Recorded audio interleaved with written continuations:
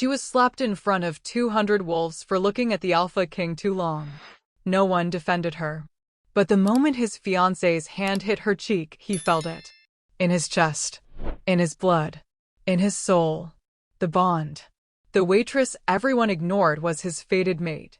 And she'd rather die than belong to the man who watched her burn. So she ran. Not because she was weak, but because she refused to be owned by a crown soaked in silence.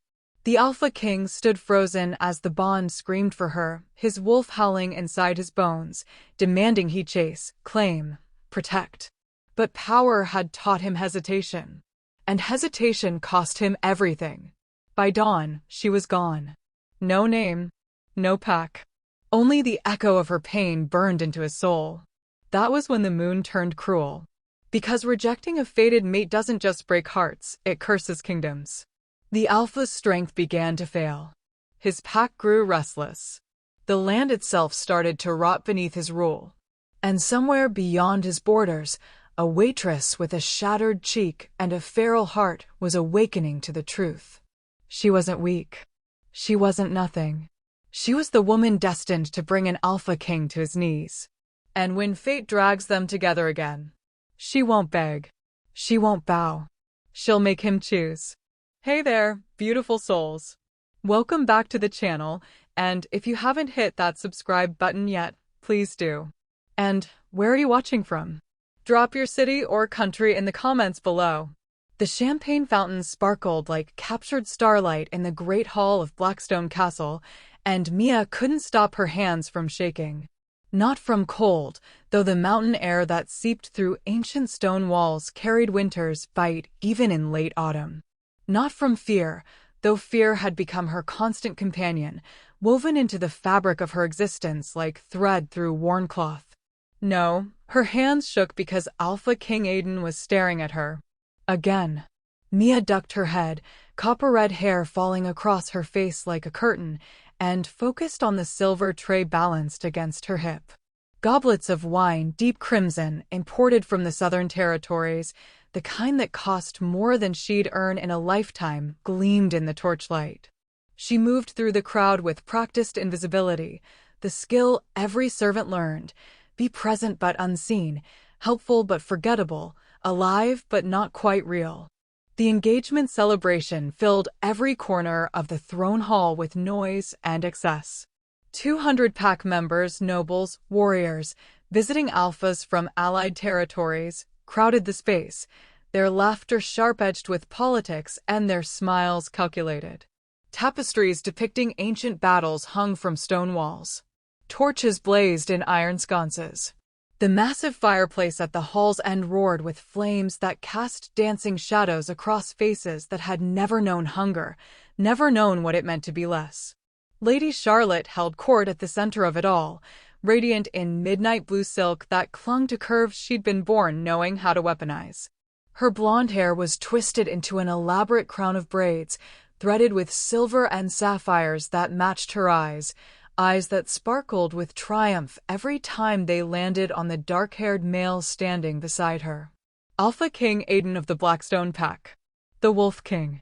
The Unconquered. He wore his title like armor, black leather, and ceremonial plate that bore his family's crest, a wolf's head crowned in silver.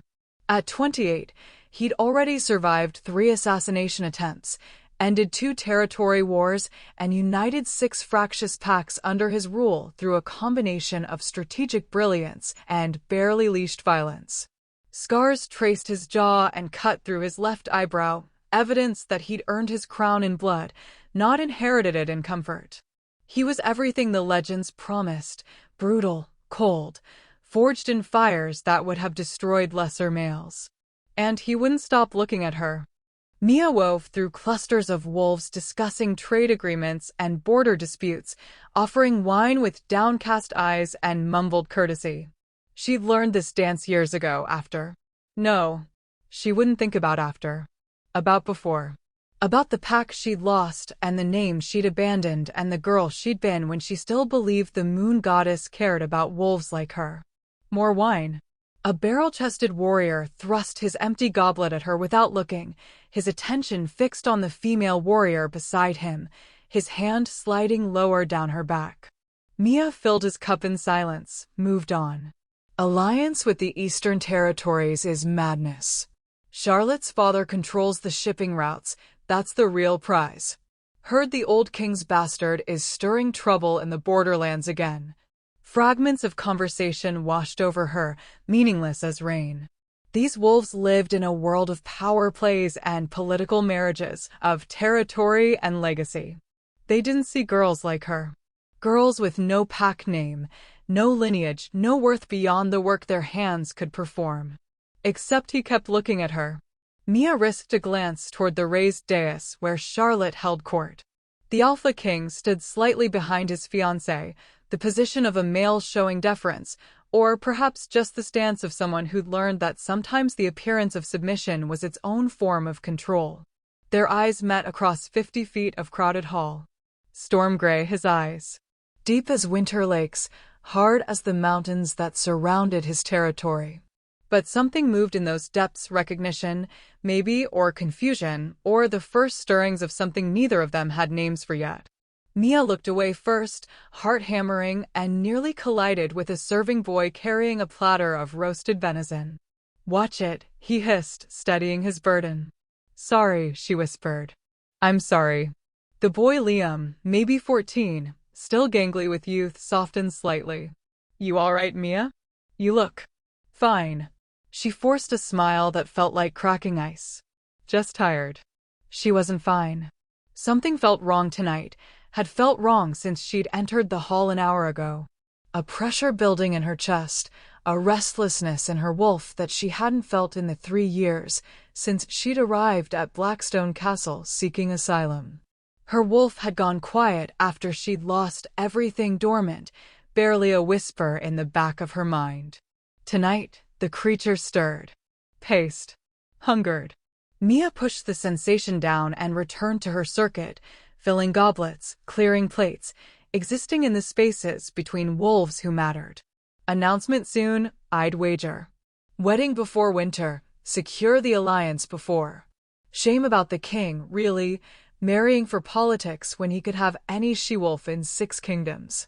Charlotte's laugh rang out like silver bells, clear and cold and perfectly calculated.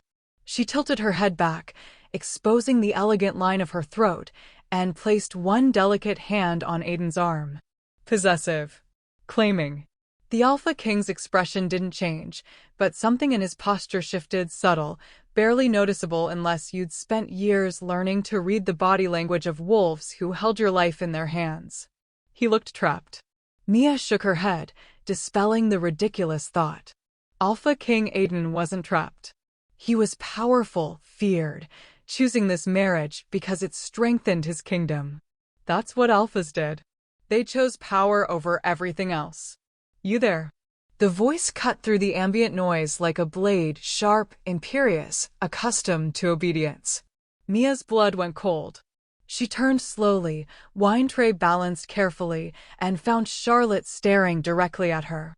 The future queen's sapphire eyes glittered with something that made Mia's wolf whimper and press low, instinct screaming danger. "Yes, my lady?" Mia kept her voice soft, respectful, empty of anything that could be construed as challenge. "Bring wine to the dais." Charlotte's smile was beautiful and cruel. "The king requires refreshment." Every instinct Mia possessed screamed at her to refuse, to find another servant, to run. But servants didn't refuse direct orders from nobles, especially not from the Alpha King's betrothed. Refusal meant punishment. Meant losing the only safe haven she'd found in 3 years of running. So she walked forward, head down, steps measured and careful. The crowd parted around her like water around stone, conversations pausing as wolves noticed the servant girl approaching their king. Mia felt their eyes, curious, dismissive, already forgetting she existed even as they watched her move. She climbed the 3 steps to the dais, ancient wood worn smooth by centuries of wolves more important than she'd ever be, and approached with her gaze fixed on the silver tray. "My king." She curtsied, the movement automatic, ingrained. "My lady." "Wine." "How thoughtful," Charlotte purred, taking a goblet without looking at Mia's face, her attention fixed on Aiden. Darling, you must be parched. All this celebrating our impending union. Mia held the tray toward the Alpha King, still not looking up, counting the seconds until she could retreat back into comfortable invisibility. Aiden took the goblet. His fingers brushed hers, barely a whisper of contact, skin on skin for less than a heartbeat. Lightning struck. Not metaphorical. Not poetic. Actual lightning that blazed up Mia's arm, exploded in her chest, and detonated something deep in her soul that had been sleeping, waiting, dormant her entire life. Her wolf surged forward with a violence that stole her breath, and for the first time in 3 years, Mia felt her, not as a whisper, but as a roar, as a presence so powerful it made her knees weak. Mine, her wolf snarled. Mine. No. Mia's head snapped up, eyes going wide, meeting Aiden's gaze in a moment of unguarded shock. The Alpha King had gone completely still, the goblet frozen halfway to his lips. His eyes, storm gray turning molten gold as his wolf bled through, locked onto hers with an intensity that made the rest of the hall fade into meaningless noise. He felt it too. She could see it in the way his chest stopped moving, in the way his hand clenched around the goblet stem, in the absolute recognition that crashed across his features. My king! Charlotte's voice came from very far away. Is something wrong with the wine? Mia couldn't move. Couldn't breathe. Couldn't do anything but stare at the male who'd just become the center of her entire universe, the pull between them so strong it felt like drowning, like dying, like being born all at once. No, she thought desperately. Not him. Anyone but him. The girl, Charlotte said, and her voice had gone sharp, suspicious. Why are you looking at the girl? Mia jerked back, severing eye contact, the tray nearly sliding from her nerveless fingers. She caught it at the last second, curtsied again, too quickly, too clumsily, and turned to flee. Wait. One word. That's all it took. Alpha King Aiden's command rolled through the hall with the weight of absolute authority, and every wolf in the space went silent. Not because he'd raised his voice, he hadn't. But power didn't need volume. Power just was. Mia froze on the third step, torn between instinct to obey an alpha's command and desperate need to run. Turn around, Aiden said, his voice rough, barely controlled. Look at me. Charlotte made a sound, confusion bleeding into anger. Aiden, what are you? Look. At me. Mia turned. Their eyes met again, and this time there was no denying it, no hiding from the truth that blazed between them like wildfire. Fated mates. The moon goddess's gift or curse, depending on who you asked. The rarest of bonds, the kind written about in ancient texts, the connection that transcended choice and logic and reason. Two souls meant to be one, recognized on a level deeper than thought, deeper than breath. The bond Mia had stopped believing in years ago, after the moon goddess had taken everything she loved and left her with nothing but survival. Charlotte's laugh started small, a confused titter, then grew into something harsh and disbelieving. You're joking. Tell me you're joking. Aiden didn't respond. Couldn't seem to tear his gaze from Mia's face, from the copper-red hair and too-thin frame and the scattering of freckles across her cheeks that she'd always hated. You're staring at a servant, Charlotte hissed, loud enough now that nearby wolves could hear, that the silence was spreading, rippling outward. Nobody. What's your name? Aiden interrupted, his voice hoarse. Don't answer him, Charlotte snapped, rounding on Mia with eyes that promised violence. Don't you dare. Mia. The name escaped before she could stop it, pulled from her lips by the bond, by the desperate need to give him something, anything even as her mind screamed at her to stay silent. Just Mia. Just Mia, Aiden repeated, tasting the syllables like prayer. His wolf pressed so close to the surface now that gold had completely consumed the gray, that his canines had lengthened slightly. No pack name. She shook her head, mute. How long have you been here? 3 years, my king. 3 years. Something that might have been anguish flickered across his features. You've been here 3 years and I never. Because she's a servant. Charlotte's voice cracked like a whip, drawing attention, pulling focus. Wolves were watching now, 200 pairs of eyes fixed on the tableau playing out on the dais. She's nothing. She's... Don't, Aiden said quietly, dangerously. Don't finish that sentence. But Charlotte was beyond listening, beyond reason, fury and humiliation warring on her beautiful face. This was supposed to be her night, her triumph, the celebration of an alliance that would make her the most powerful she-wolf in 6 kingdoms. And the Alpha King couldn't stop staring at the girl with the wine tray. You looked at him, Charlotte snarled, advancing on Mia. You had the audacity to lift your filthy eyes to my king. Charlotte. Warning bled through Aiden's voice, his alpha power pressing down on the hall. Stop. To stand here and seduce him with whatever cheap magic. I didn't, Mia started, but the protest died in her throat. Because Charlotte's hand was already moving. The slap connected with a crack that echoed through the suddenly silent hall, vicious and precise, rings cutting into Mia's cheek as her head snapped violently to the side. Pain exploded, white-hot, blinding, and she tasted blood, copper flooding her mouth as her lips split. The silver tray clattered from her hands. Goblets shattered against stone. Wine spread like spilled blood across ancient floors. Mia staggered, caught herself on the wooden railing, her vision swimming. 200 wolves watched. Not one moved to help. But Alpha King Aiden. He felt it. In his chest. In his blood. In his soul. The moment Charlotte's hand connected with Mia's cheek, Aiden's entire body convulsed like he'd been struck. His hand flew to his chest, fingers splaying across the ceremonial armor, and a sound tore from his throat, raw, anguished, feral. The bond.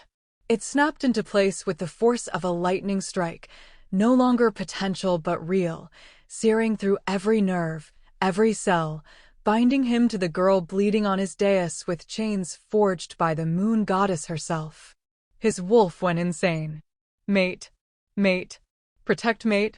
The creature inside him howled with such violence that Aiden's vision went gold, his canines fully extending, his claws erupting from his fingertips.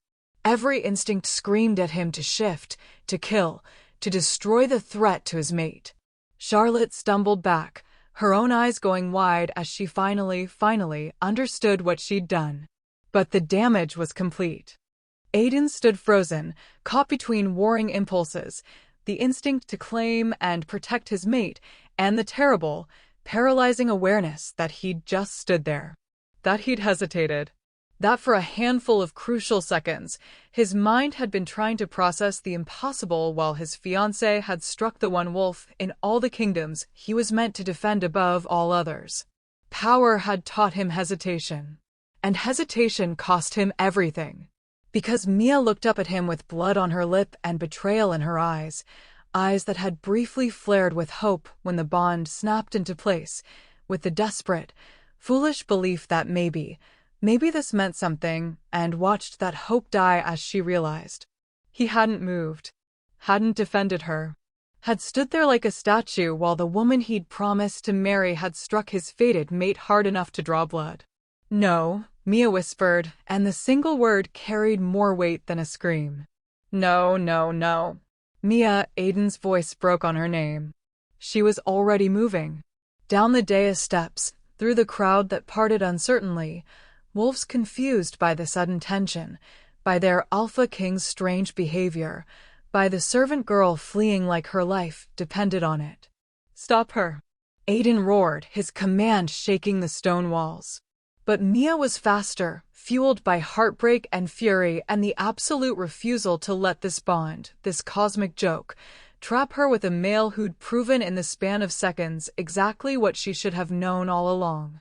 Power mattered more than mates. Crown more than connection. Silence more than soul. She crashed through the servants' entrance, a small door hidden behind tapestries, and disappeared into the warren of corridors beyond. Behind her, chaos erupted. Aiden tried to follow, got 3 steps before Charlotte grabbed his arm, before visiting Alpha's closed ranks wanting explanations, Before the weight of 200 watching wolves and the crown on his head and the responsibility he'd spent his entire life learning to prioritize over everything else, even himself, crashed down like chains. My king, what's happening? Is she truly? The bond, did you feel? What about our alliance? Their voices crashed over him like waves, demanding, questioning, trapping, and Aiden stood there, Alpha King, unconquered, the male who'd never lost a battle, and felt something inside him shatter as his mate's presence grew fainter, more distant, wrong. His wolf howled. His heart cracked. And he couldn't move, couldn't chase, couldn't do anything but stand frozen while the bond stretched and thinned and screamed. Mia ran through corridors lit by dying torches, her breath coming in ragged gasps, her cheek on fire. Servants pressed against walls as she passed, their eyes wide. She didn't stop. Couldn't stop. Her wolf was going mad inside her, clawing, begging to go back, to return to their mate, to give him a chance to explain. No. She'd seen his face. Seen his hesitation. Felt his failure to act. A fated mate bond didn't erase reality. Didn't magically make a male who valued power over everything else suddenly care about a nobody servant with no name and no pack. The bond just made it hurt worse when he chose wrong. Mia burst into the stables, startling horses in their stalls. The gray mare Luna, gentle and steady, used for supply runs to nearby villages, nickered softly. I'm sorry, Mia whispered, grabbing a bridle with shaking hands. I'm so sorry, but I need you. She didn't bother with a saddle. No time.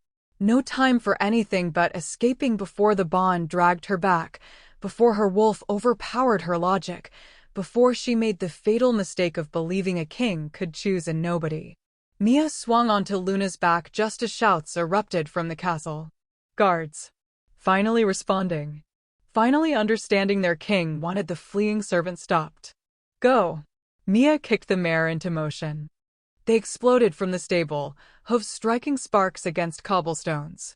The castle grounds stretched before her, courtyards and gardens, and the massive iron gates that marked the boundary between Aiden's world and freedom. The gates were closing. Someone had given the order. Someone had anticipated her route. Mia leaned low over Luna's neck and prayed.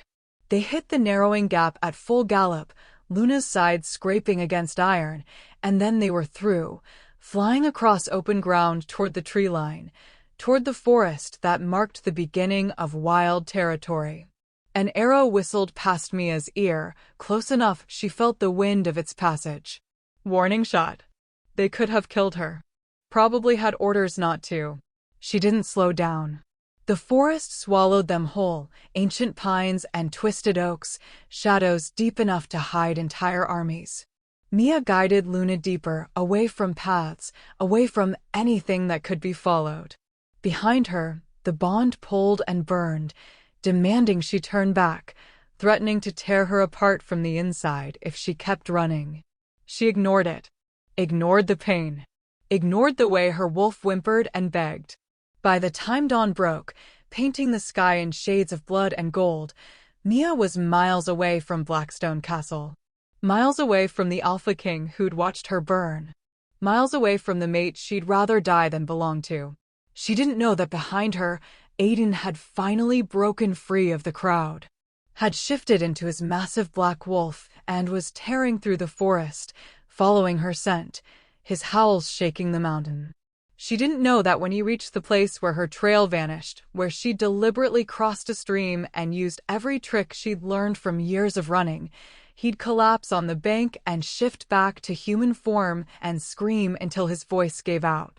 She didn't know that the bond's rejection, incomplete but devastating, would hit him like a knife to the gut, that he'd feel her pain echoing through his soul, that he'd finally understand exactly what his hesitation had cost. She just knew she was free. And freedom felt like dying slowly. The curse took 3 days to manifest. At first, Aiden thought it was just the bond, the incomplete severing that came from a mate who'd fled rather than accept the connection. The pain was crushing but bearable. The sense of wrongness constant but manageable. He could function. Lead. Rule. He called off the engagement to Charlotte, a decision that sent shockwaves through his alliance network but was unavoidable. A male couldn't marry another when the moon goddess had chosen his mate, even if that mate had vanished without a trace. He sent scouts, trackers, his best hunters combing 6 territories for any sign of a girl named Mia with copper-red hair and no pack affiliation. Nothing. She'd disappeared like smoke. On the 3rd day, Aiden woke to find his hands shaking. Not from cold. Not from fear. From weakness. The Alpha King, who could crush stone with his bare hands, who'd once held off 10 warriors while wounded, who'd never shown physical vulnerability in his life, couldn't hold a goblet steady. By noon, his wolf had gone silent. Not dormant like Mia's had been. Silent. The creature that had been his constant companion since his first shift at 13 was just gone. Unreachable. By evening, pack members were whispering. By the next morning, visiting alphas were making excuses to leave. The curse was ancient, written about in texts so old most dismissed them as legend. What happens when fated mates reject the bond? Not a clean rejection with proper ritual and acceptance, but abandonment. Fleeing. The incomplete severing that left both parties trapped in agonizing limbo. The alpha loses his strength. The pack grows restless without their leader's power. The land itself begins to rot. Within a week, Aiden could barely lift his sword. The guards watched him with nervous eyes. Border skirmishes increased as neighboring territories sensed weakness. Within 2 weeks, the crops in the fields nearest the castle began to wither. Animals grew sick. The very earth seemed to reject Blackstone's rule. Within 3 weeks, Aiden could feel his life force draining away, could feel the curse digging hooks into his soul and pulling, day by day, breath by breath. His advisors suggested desperate measures: find another mate, perform the rejection ritual alone, seek out a witch to break the bond. None of it would work, because the moon goddess didn't make mistakes. And the curse didn't break, it consumed. Aiden stood in his throne room on the 21st day after Mia's flight, staring at maps that showed his territory's decay, and accepted the truth. He was dying. His kingdom was dying. And the mate he'd failed to protect, the girl he'd watched burn, was the only one who could save them. If he could find her. If she'd even want to. If she didn't kill him on sight for what his hesitation had cost. 200 miles beyond Blackstone's borders, in a small pack territory called Riverside, a girl with a healing bruise on her cheek took her first shift as a barmaid at the local tavern. She dyed her copper-red hair dark brown, cut it short, changed her name to Emma, built a new identity from lies and desperation. But she couldn't outrun the bond. It hummed constantly in her chest, not the violent pull of proximity, but the steady, aching awareness of connection. She felt him, felt his pain, felt his weakness growing day by day, felt him dying. "You all right, Emma?" The tavern owner, a kind-faced she-wolf named Beth who'd hired her despite her obvious lack of references, touched her shoulder gently. Mia flinched, then forced a smile. "Fine. Just tired." Lie. She was being eaten alive from the inside, her wolf clawing at her constantly, the bond demanding she return to her mate, the curse she'd triggered by running slowly killing them both. But going back meant submission. Meant belonging to a male who'd proven that crowns mattered more than mates. Meant accepting that her worth was tied to a bond she never asked for, to a destiny she'd never chosen. So Mia poured drinks and served food and smiled at strangers and pretended she couldn't feel Alpha King Aiden dying 200 miles away. Pretended it didn't matter. Pretended she was free. And every night, alone in the tiny room she rented above the tavern, she pressed her hand to her chest where the bond burned and whispered the same prayer to the moon goddess who'd cursed her with this fate. "Let me be strong enough to stay away." The moon didn't answer. But somewhere in the darkness, something else stirred. Something that had been watching Mia since the moment she'd fled Blackstone Castle. Something that recognized power when it saw it, even in a girl who didn't know what she was. Because Mia wasn't just a servant with no pack name. She was the daughter of wolves who'd been erased from history. The last survivor of a bloodline that should have died 20 years ago. And the key to a power that would make Alpha Kings tremble. She just didn't remember. Not yet. For weeks after the slap that shattered 2 lives, Alpha King Aiden could no longer shift. He stood in the castle's training yard at dawn, stripped to the waist despite the autumn cold biting into skin that had lost the warmth of his wolf. Sweat dripped down his spine as he gripped a training sword, wooden, half the weight of real steel, and tried to complete the basic forms he'd mastered at age 10. His arm shook. The sword wavered. On the 3rd strike, it clattered from his nerveless fingers. Again, he growled at himself.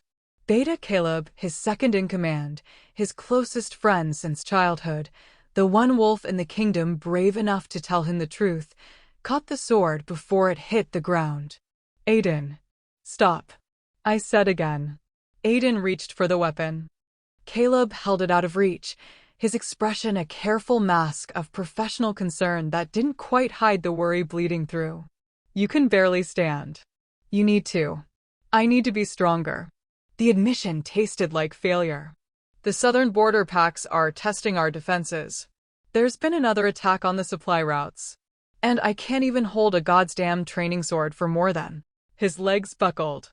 Caleb caught him before he hit the ground, supporting weight that should have been solid muscle and alpha dominance, but had wasted to something dangerously close to fragile. This is the curse, Caleb said quietly, hauling his king upright. You know what it is. Every scholar, every elder, every wolf with access to the old texts has confirmed it. Rejecting a fated mate doesn't just hurt, it kills. Slowly.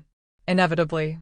She rejected me, Aiden corrected, hating how hollow his voice sounded. I didn't reject. You hesitated. The words landed like blows.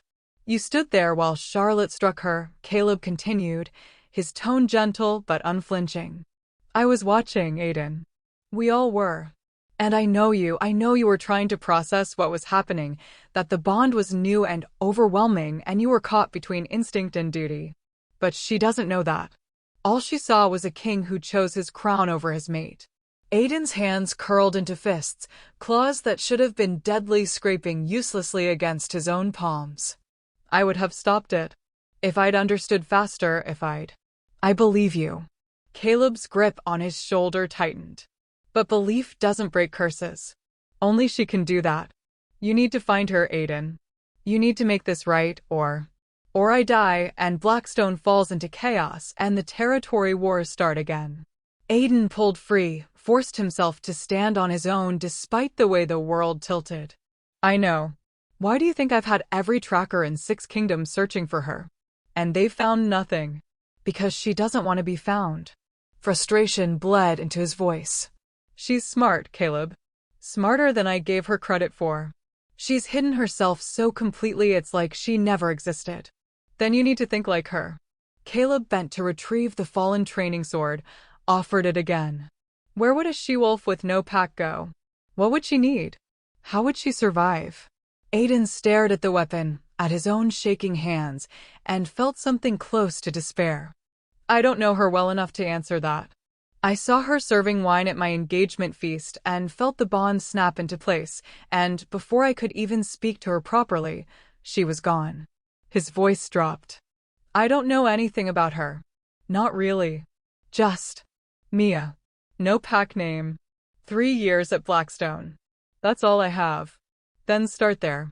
Caleb pressed the sword into Aiden's reluctant grip. 3 years at your castle. Someone must know her. Someone must have talked to her, worked with her, seen where she came from. It was a reasonable suggestion. The kind of logical thinking that made Caleb an excellent beta. It was also something Aiden should have thought of himself weeks ago, before the curse had started eating his ability to think clearly, to plan strategically, to be the king his people needed. I'll send for the head of household staff, Aiden said. Question everyone who worked with her. Good. Caleb hesitated, then added carefully, and Aiden? When you find her, lead with the truth. Not your title. Not your power.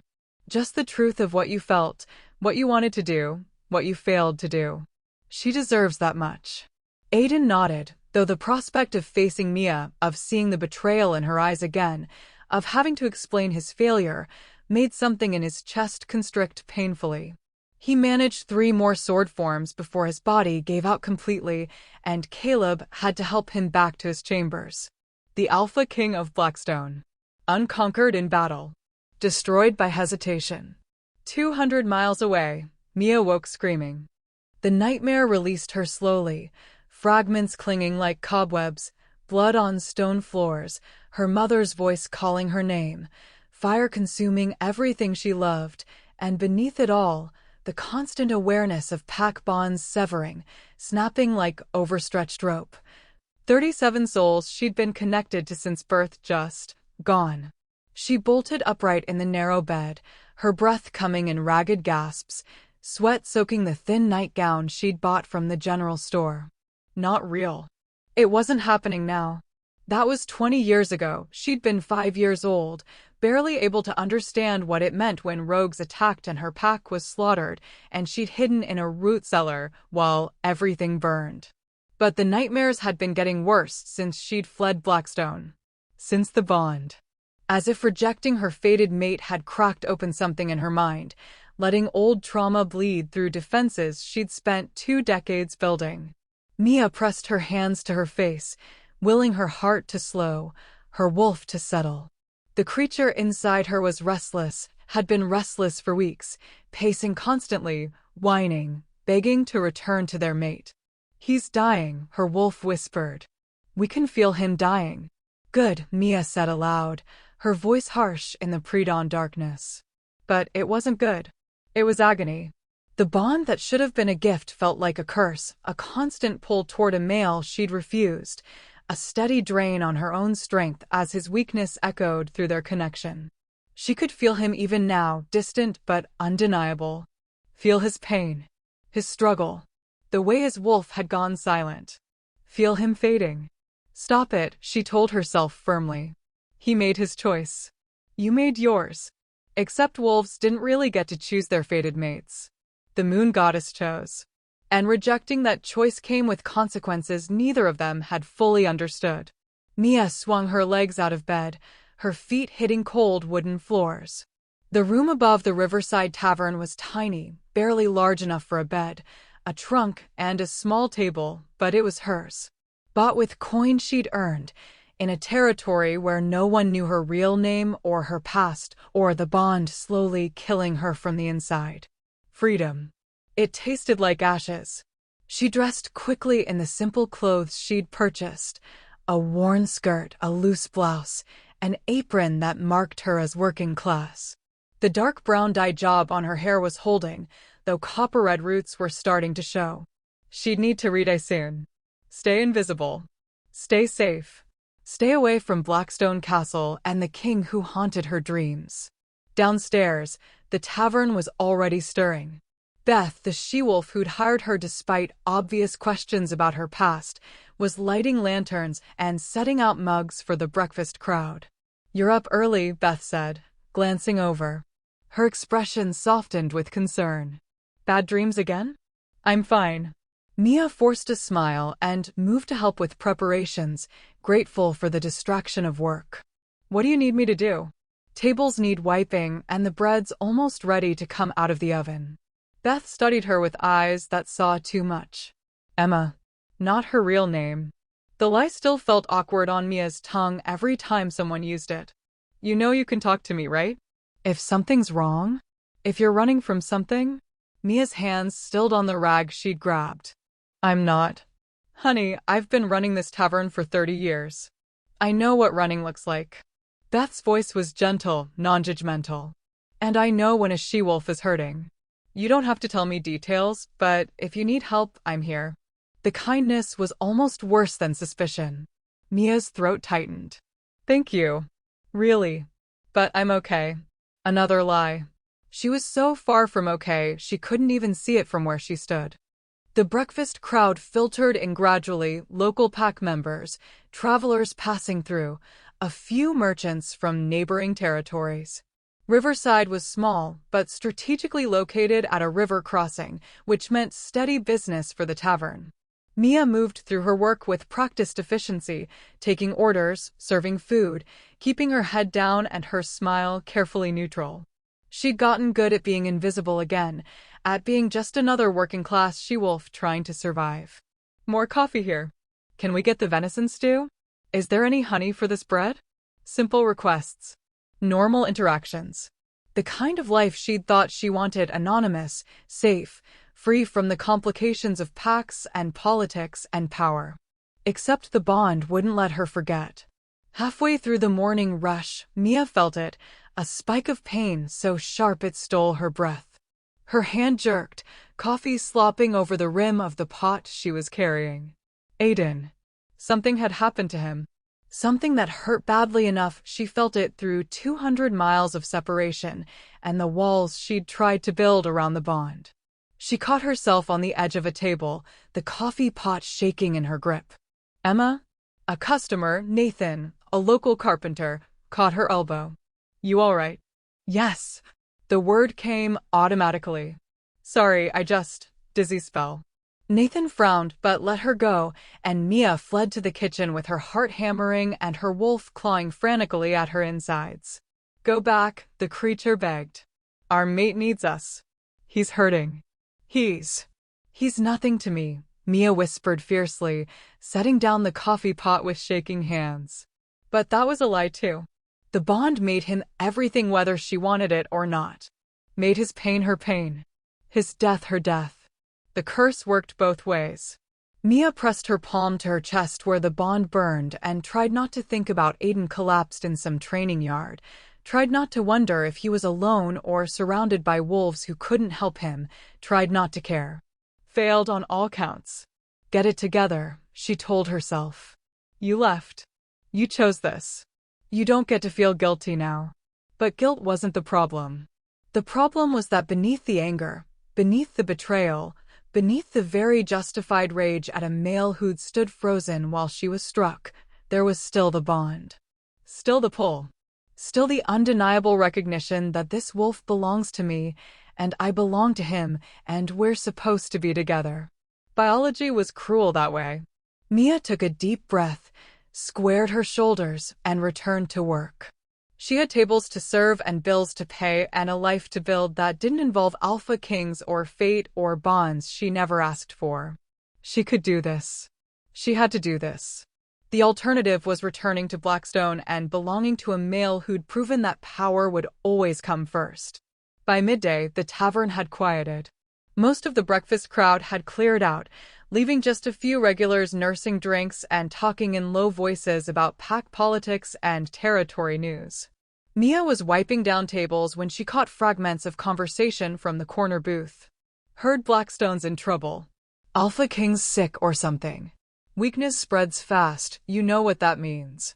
Her hands stilled on the table surface. Border packs are already testing them. Won't be long before someone makes a real move. Shame, really, Aiden was a good king. Mia forced herself to keep moving, to show no reaction, to be just another disinterested servant who didn't care about the political machinations of distant territories. But inside, her wolf was screaming. They're going to attack him. His pack is vulnerable. Our mate is. Not our problem, Mia muttered under her breath. Except it was. Because if Blackstone fell, if Aiden died, the bond would kill her too. Slowly, maybe. Painfully, definitely. But she'd die either way, by returning and submitting to a male who'd failed her, or by staying away and letting the curse consume them both. The moon goddess really did have a cruel sense of humor. Emma. Beth's call snapped Mia back to awareness. The tavern owner stood by the bar, gesturing her over with an expression that managed to be both excited and nervous. What's wrong? Mia asked, approaching. Nothing's wrong. We have a guest. Beth lowered her voice. Private room. Specifically requested you as server. Mia's blood went cold. Who? Didn't give a name. Just said to send up the girl with the recently dyed brown hair. Beth's eyes were worried now. Emma, if you need to leave, if this is someone from... It's fine. The lie came smoothly despite the panic rising in Mia's throat. Which room? Upstairs. Third door on the left. Mia grabbed a serving tray, something to do with her hands, a prop to make this look normal, and climbed the narrow stairs to the tavern's second floor where private rooms could be rented by travelers who wanted quiet meals or discreet meetings. Her wolf was alert now, hackles raised, instincts screaming danger. The third door stood slightly ajar. Mia knocked anyway, courtesy ingrained from years of service.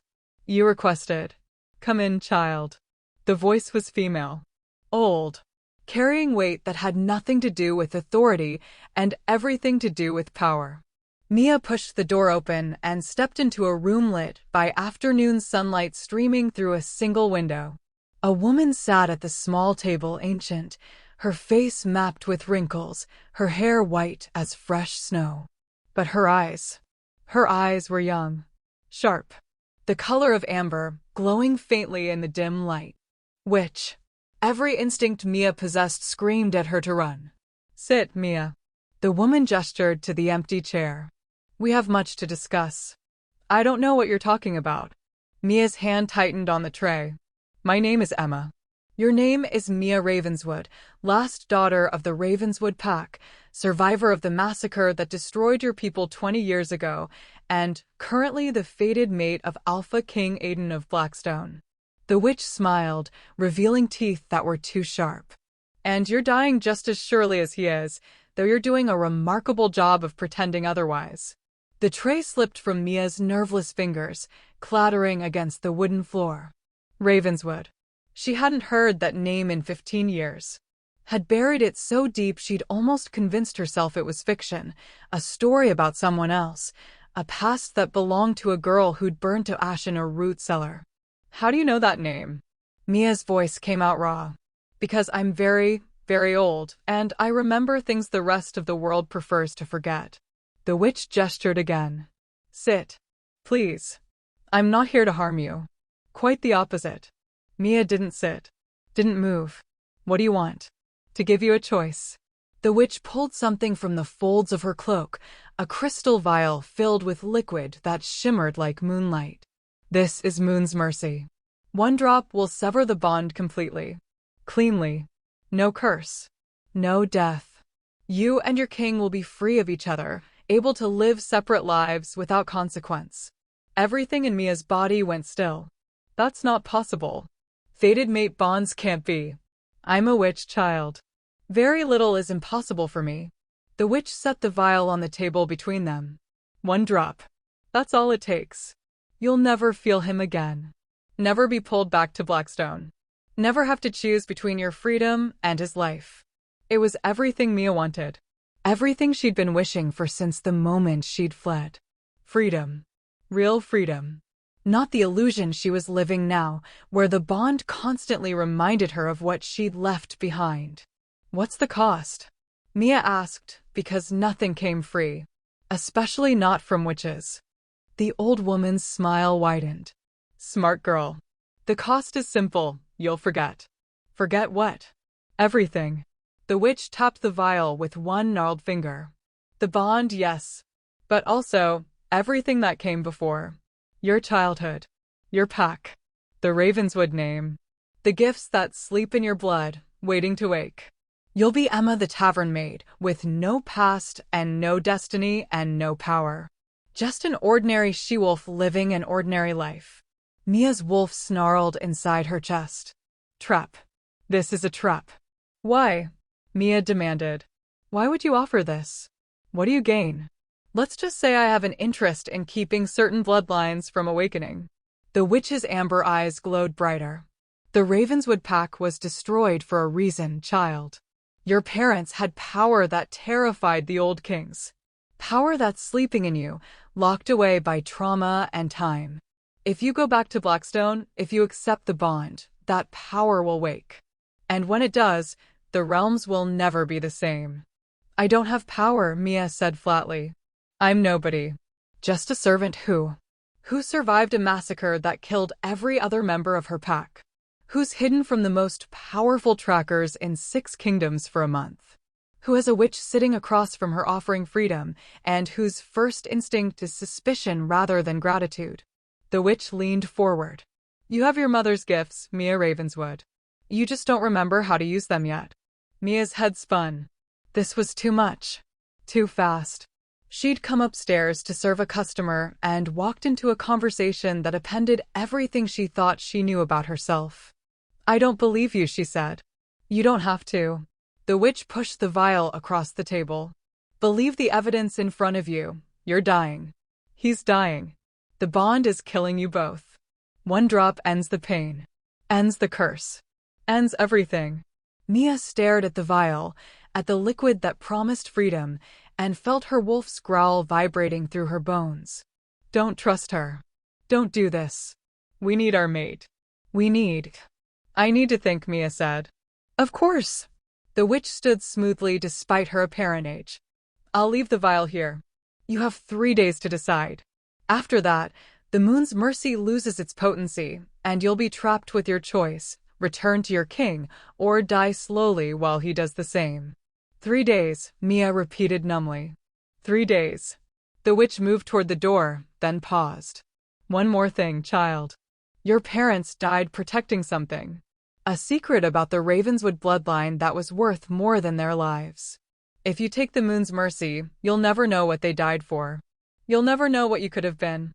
And with that parting shot, the witch swept from the room, leaving Mia alone with a crystal vial and impossible choices. That night, Mia sat on her narrow bed with the vial clutched in her hand, her mind racing. The logical choice was obvious. Take the moon's mercy. Sever the bond. Live. She didn't owe Aiden anything. He'd failed her when it mattered most. She'd built a life here in Riverside, small but hers. Why throw that away for a male who'd proven his crown mattered more than his mate? Except she kept thinking about the way he'd looked at her when the bond snapped into place. The recognition. The wonder. The way his wolf had surged forward with such violence it physically hurt him. He'd felt it too. The bond. The rightness. And he'd frozen. But freezing wasn't the same as choosing Charlotte. Wasn't the same as not caring. It was just human. Or wolf. Whatever. He was trying to process. Caleb's voice echoed in her memory, though she'd never heard Caleb speak, had never met the beta. But somehow she knew that's what he would say. Could almost hear Aiden's defenders explaining that the Alpha King had been caught off guard, overwhelmed, trying to understand what was happening while everything exploded around him. Did that excuse it? Did understanding his position make the slap hurt less? Did knowing he would have acted differently if he'd had more time change the fact that he hadn't? Mia didn't know. What she did know was that the bond thrummed steadily in her chest, a connection she couldn't sever no matter how far she ran. And through that connection, she could feel Aiden, weaker every day, struggling, failing, dying because she'd refused him. This isn't fair, she whispered to the empty room. The moon goddess didn't answer. But somewhere in the darkness outside her window, a massive black wolf stood in the shadows of Riverside's tree line, his storm-gray eyes fixed on the tavern window where his mate's scent grew stronger by the hour. Alpha King Aiden had finally found her, and now he had to figure out how to approach a woman who'd rather die than belong to him. Before they both ran out of time, Aiden had been watching the tavern for 3 hours when his body finally gave out. He'd tracked her here through sheer desperation and the bond that sang louder with every mile that brought him closer. For weeks of searching, of following dead ends and false leads, of feeling his strength drain day by day, and then suddenly, 2 days ago, he'd felt her. Felt the bond solidify into something with direction, with purpose. She was west. In Riverside territory. He'd left Caleb in charge of Blackstone and traveled with only 2 guards, Logan and Zane, wolves he trusted with his life. Males who understood the mission was reconnaissance, not capture. Who knew their king was running out of time. They'd arrived at Riverside at dawn, and Aiden had sent his guards to secure lodging while he shifted and circled the small territory, following Mia's scent like a lifeline. It had led him here. to a modest tavern called the River's Rest, where her presence burned through the bond so strongly it made his chest ache. She was inside. Right now. Close. His wolf, silent for weeks, stirred weakly. Mate. Our mate. But Aiden couldn't just walk in. Couldn't burst through the door and demand she listen, demand she understand, demand she give him a chance to explain what his hesitation had cost both of them. She'd already proven she'd rather run than hear him out. So he waited. Watched. And tried to formulate a plan that didn't involve his wolf going feral and claiming her whether she wanted it or not. The curse had other ideas. It hit him like a physical blow, a wave of weakness so profound his legs buckled. Aiden caught himself against a tree, bark rough under his palms, his vision swimming. Not now, he thought desperately. Not when I'm this close. But the curse didn't care about proximity or timing or the fact that his mate was 50 feet away, and he needed to be strong for this conversation. It just took and took and took, draining the life from his body one breath at a time. Aiden slid down the tree trunk until he was sitting in fallen leaves, his breathing labored, his hands shaking. This was how she'd find him, he realized with bitter irony. Not as the powerful alpha king come to claim his mate, but as a broken male who couldn't even stand on his own. Perfect. Through the bond, he felt Mia's sudden spike of awareness, like she'd sensed his collapse, like the curse connected them deeply enough that his pain echoed through her. The tavern's back door opened. Mia stood silhouetted in the doorway, and even from this distance, even through his deteriorating vision, Aiden could see she'd changed. Her copper-red hair was dark now, cut shorter. She wore simple clothes that marked her as working class. She'd tried to disappear. But to him, she blazed like the sun. Their eyes met across the distance. Neither of them moved. Aiden watched emotions play across her face, shock, recognition, anger, and something that might have been concern before she shut it down. She took one step toward him, then stopped, warring with herself. With the bond that demanded she help her mate, and the memory of his failure that demanded she walk away. Go ahead, Aiden called out, his voice rough. Run again. I can't chase you. Can barely stand. You're safe from me. It was the wrong thing to say. He knew it the moment the words left his mouth. Mia's expression hardened. Safe from you? I was never unsafe from you, Your Majesty. I was just insignificant enough that you forgot I existed while your fiancé used me as a punching bag. The title cut. The venom in her voice cut deeper. I didn't forget. You hesitated. She descended the steps, moving closer despite her obvious desire to flee. The bond pulling her forward. That's what you did. You hesitated. And in that moment, I learned exactly what I am to you, less important than politics, less valuable than your alliance, less real than the crown on your head. You're wrong. Aiden tried to stand, failed, his body refusing to cooperate. You're my mate. My fated. I'm your curse. Mia stopped 10 feet away, close enough that her scent, lavender and something uniquely her, made his wolf whine. That's all I am. You didn't come here because you care about me. You came because you're dying, and I'm the inconvenient solution. That's not. Aiden's breath caught as another wave of weakness crashed through him. He pressed his hand to his chest, felt his heart stuttering. I came because I can't breathe without you. Because every day you're gone feels like dying slowly. Because the bond is a leash. Her voice cracked on the words. And I won't wear one for a male who proved he values power over everything else. Then let me die, Aiden said quietly, and the conviction in his voice made her flinch. If that's what you truly believe, that I'm just here to manipulate you, to force you back for political reasons, then let the curse take me. I won't fight it anymore. Mia stared at him, her expression unreadable. You don't mean that. I do. And he did. In that moment, with the curse eating him alive and his mate looking at him with such profound distrust, Aiden understood something fundamental. He could live without his strength, without his kingdom, without his crown. He couldn't live knowing Mia believed he'd use their bond as a weapon against her. I came here to apologize, he continued, each word costing him. To explain what happened that night.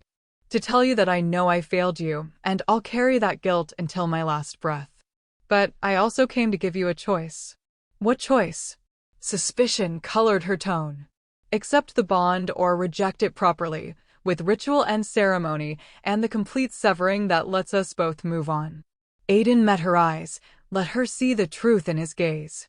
I won't force this. Won't demand you return to Blackstone. Won't use the curse to manipulate you into submission.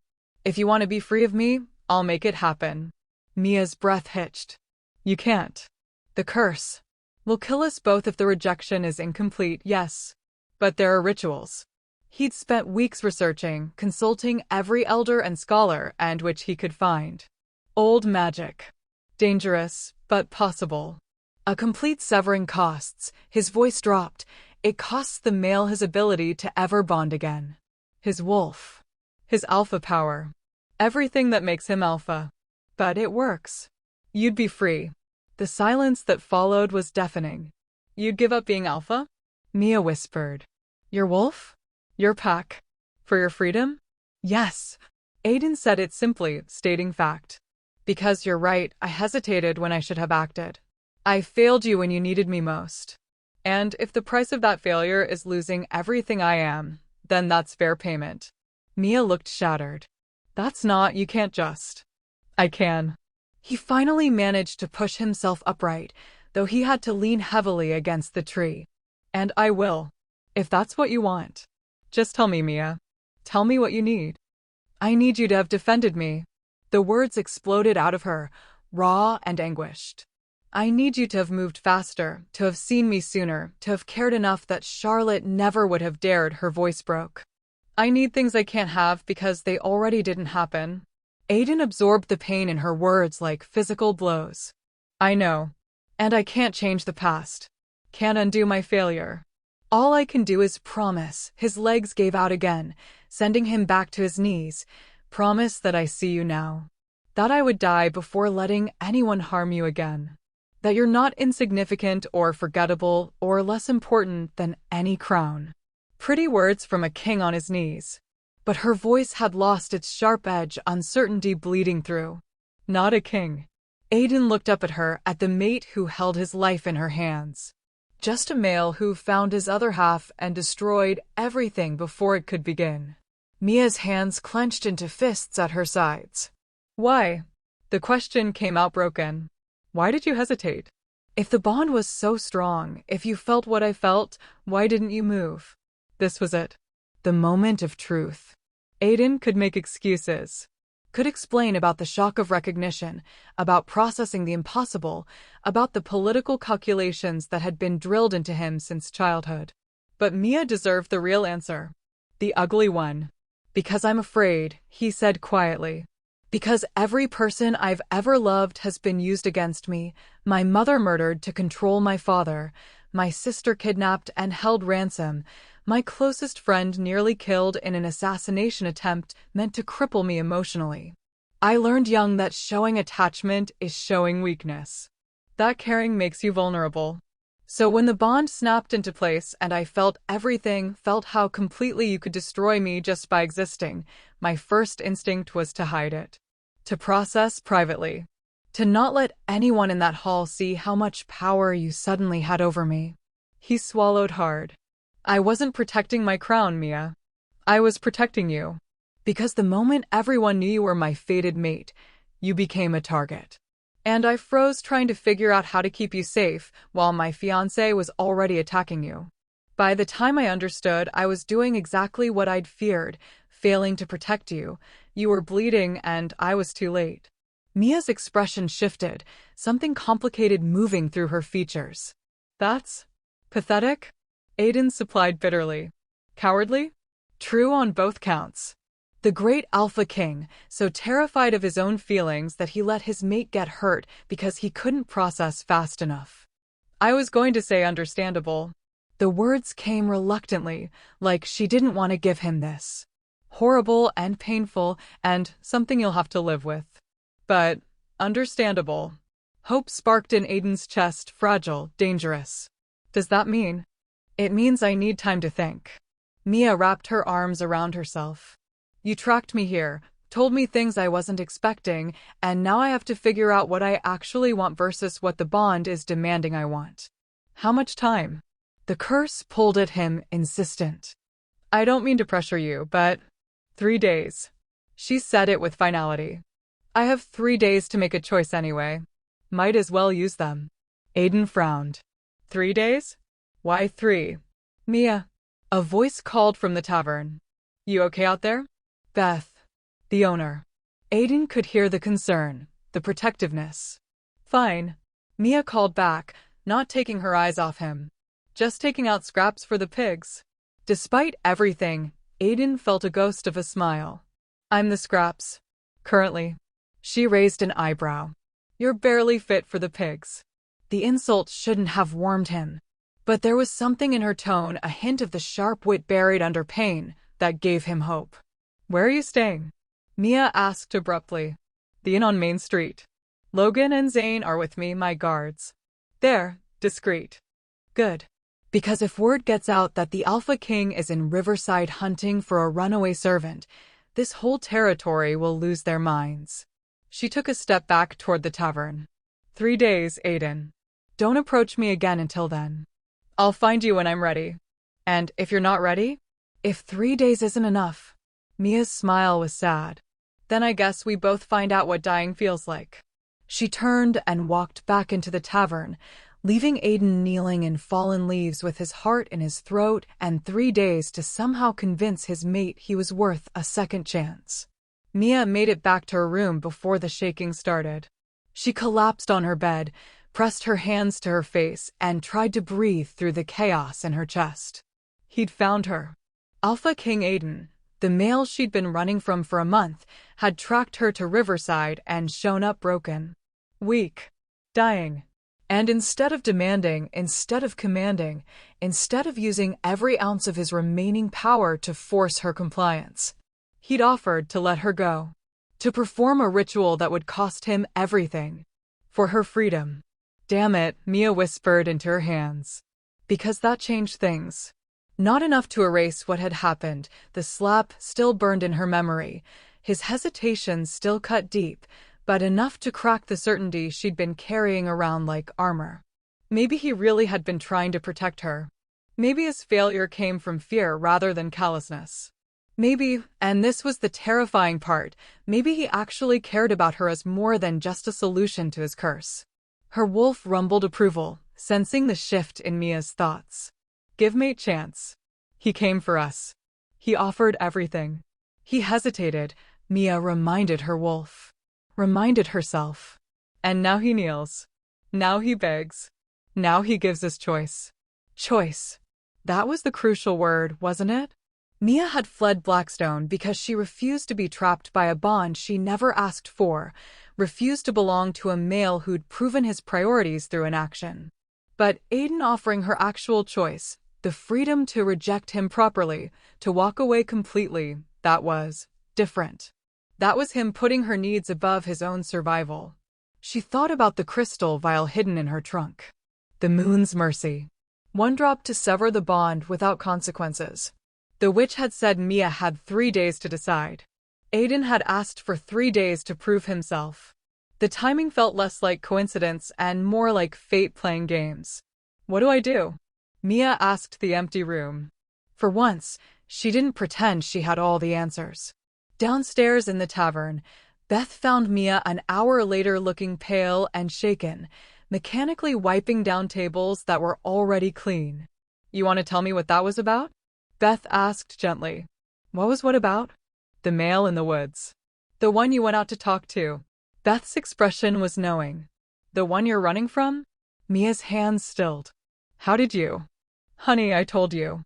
30 years running this place. I know when someone's being hunted. Beth paused. Question is, should I be calling the territory Alpha for protection, or is this something else? Mia set down her rag, met Beth's concerned gaze, and made a split-second decision to trust someone for the first time in years.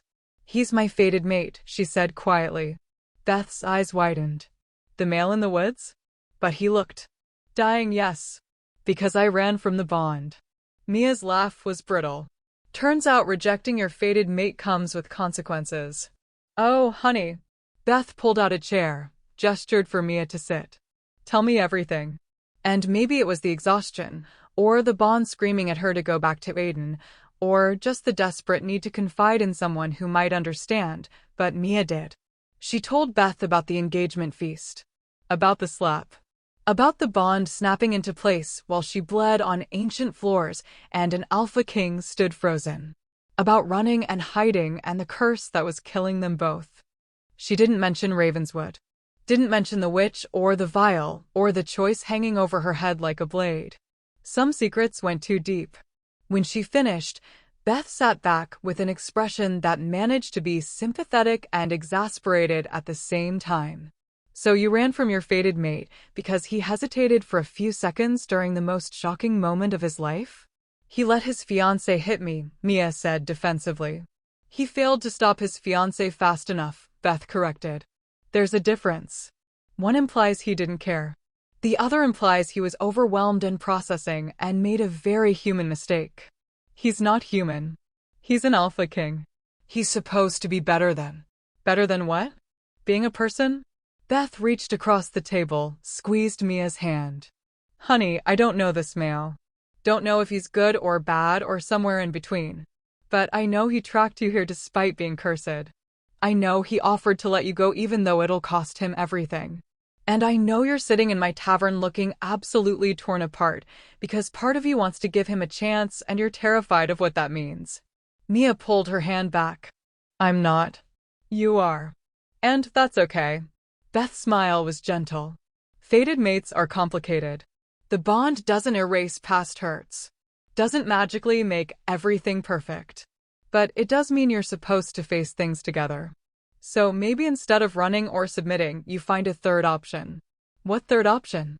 You make him earn it. Beth stood, patted Mia's shoulder. You've got 3 days, right? Use them. Not to decide if he's perfect, he's not, but to decide if he's willing to put in the work. If he's willing to be uncomfortable, to be challenged, to prove through action that you matter more than his pride. It was good advice. Practical advice. Advice that didn't account for the witch's vial or the secrets in Mia's blood or the fact that accepting the bond might wake powers she didn't understand. But it was a starting point. Thank you, Mia said softly. Anytime, honey. Beth moved toward the kitchen.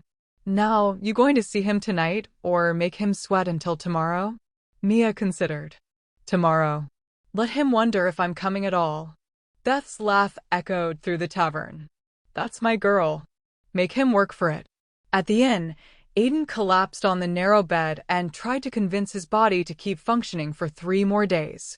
Logan and Zane stood guard by the door, their expressions carefully neutral, but their concern palpable. You should eat, my king, Logan ventured. Build your strength. Can't keep anything down, Aiden admitted. The curse was accelerating, his body rejecting sustenance like it was poison. Just make sure no one bothers me. I need to conserve what energy I have left.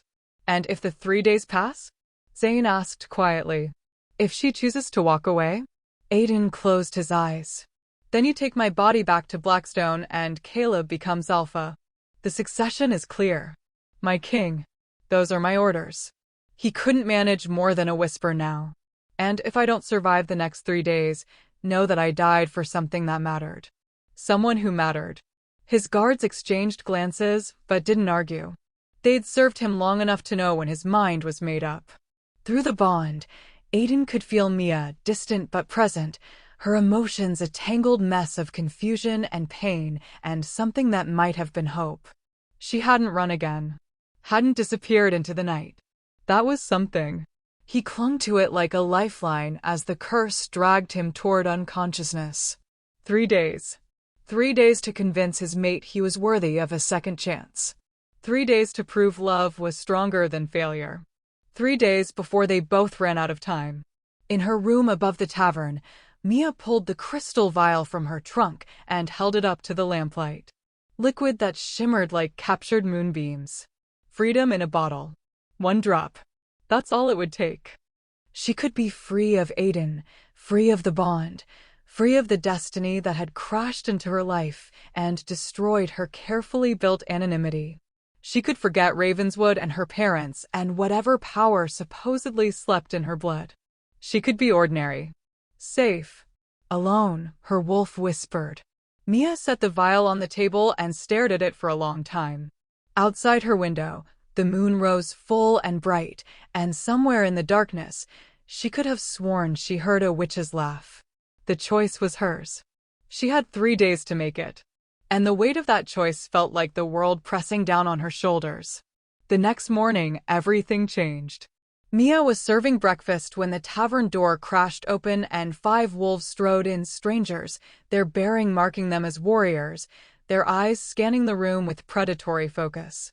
The lead wolf was massive, his scarred face familiar from wanted posters. Dane Crosswood, leader of the rebel faction that had been causing trouble on Blackstone's borders. His eyes landed on Mia, and something flashed across his features, recognition that made her blood run cold. "Well, well," he said, his voice carrying through the suddenly silent tavern. "The lost Ravenswood princess, serving drinks in a backwater territory." The old witch was right. Mia's world tilted sideways. "I don't know what you're talking about," she said, backing toward the kitchen. "Don't you?" Dane's smile was cruel.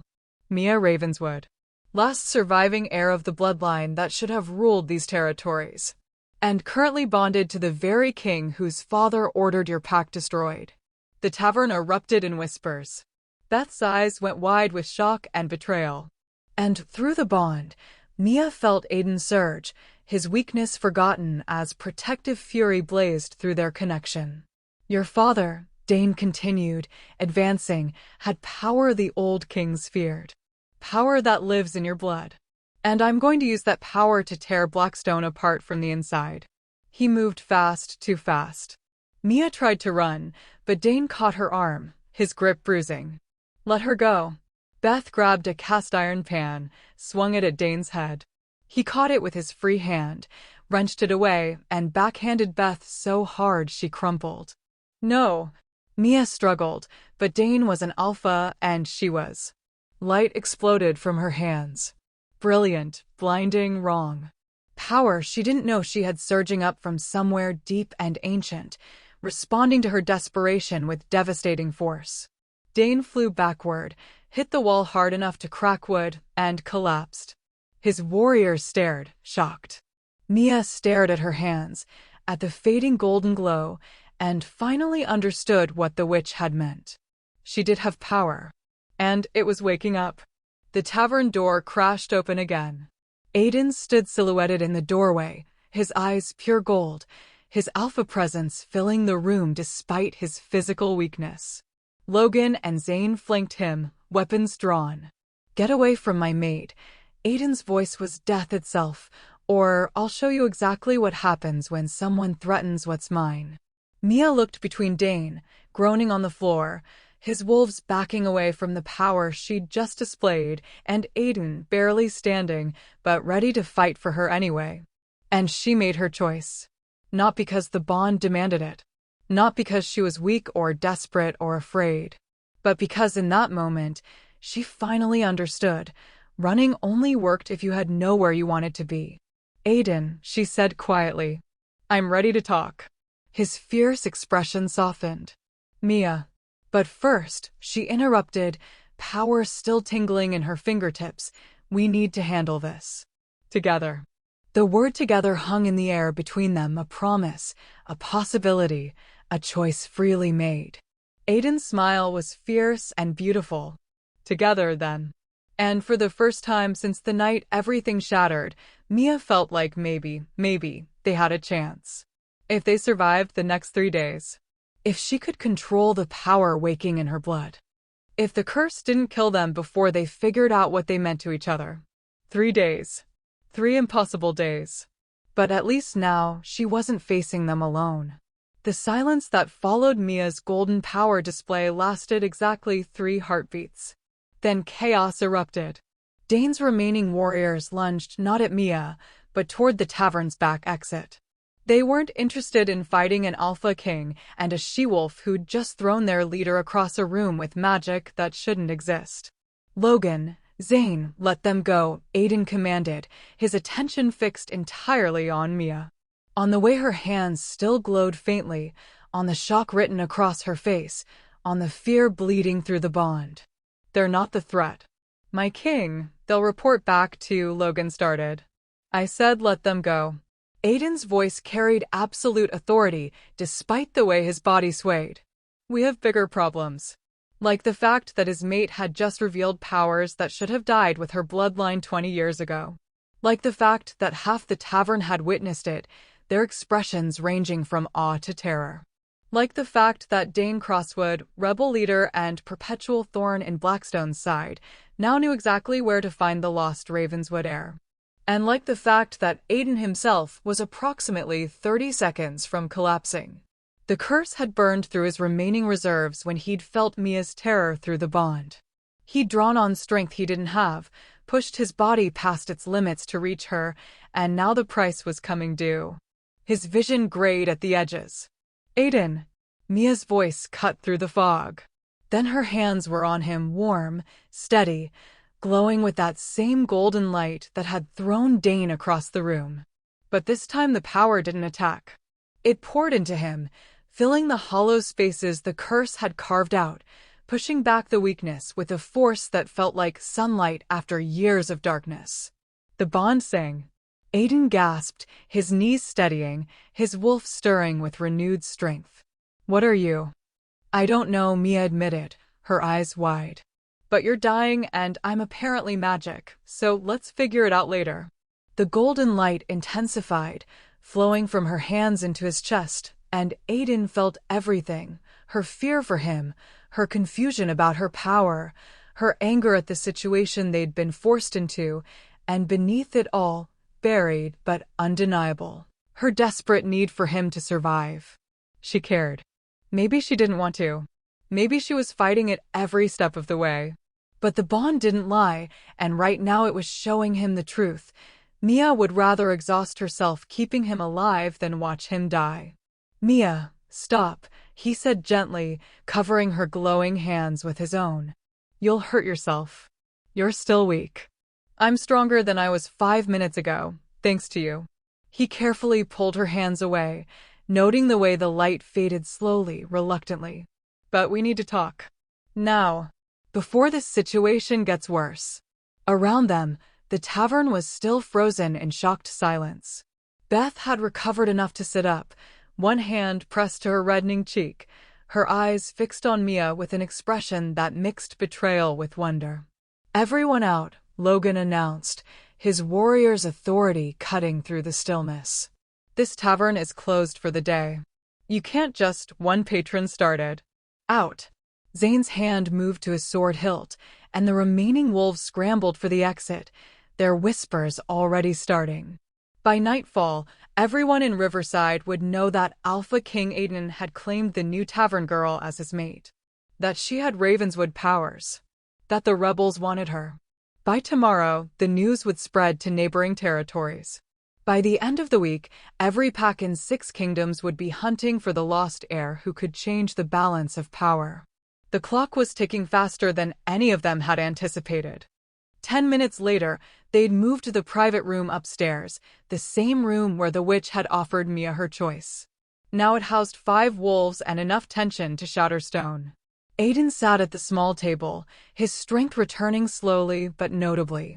Mia stood by the window, her arms wrapped around herself, refusing to look at him directly. Logan and Zane guarded the door. Beth sat in the corner, a cold cloth pressed to her face, her expression carefully neutral. Start talking, Aiden said quietly, his eyes fixed on Mia's tense shoulders. Ravenswood. The power. What else haven't you told me? I didn't know, Mia said, her voice tight. I was 5 when my pack was destroyed. I don't remember having powers. Don't remember anything except hiding and running, and she broke off, swallowing hard. I buried it. All of it. Became nobody so I could survive. Your pack was Ravenswood. Aiden kept his tone carefully neutral, though his mind was racing. Your father was Alpha Theo Ravenswood. Mia's shoulders stiffened. You knew. I know history. Know what my father did. The admission tasted like ash. The Ravenswood pack was destroyed on his orders 20 years ago. Official story was they were practicing dark magic, threatening the realm's stability. Unofficial story. He paused, weighing his words. Unofficial story is that your father discovered something. Something that scared the ruling alphas enough to commit genocide. And you're just casually admitting this? Mia finally turned, her eyes blazing. That your father murdered my entire pack? I was 8 years old when it happened. I didn't order it. Didn't know about it until years later. Aiden met her anger without flinching. But yes, my father's hands were bloody. And yes, that makes me complicit by blood. I won't pretend otherwise. So the moon goddess bonds me to the son of my family's murderer. Mia's laugh was bitter. Perfect. Absolutely perfect. Mia, Beth started gently. Don't. Mia held up a hand. Just, don't.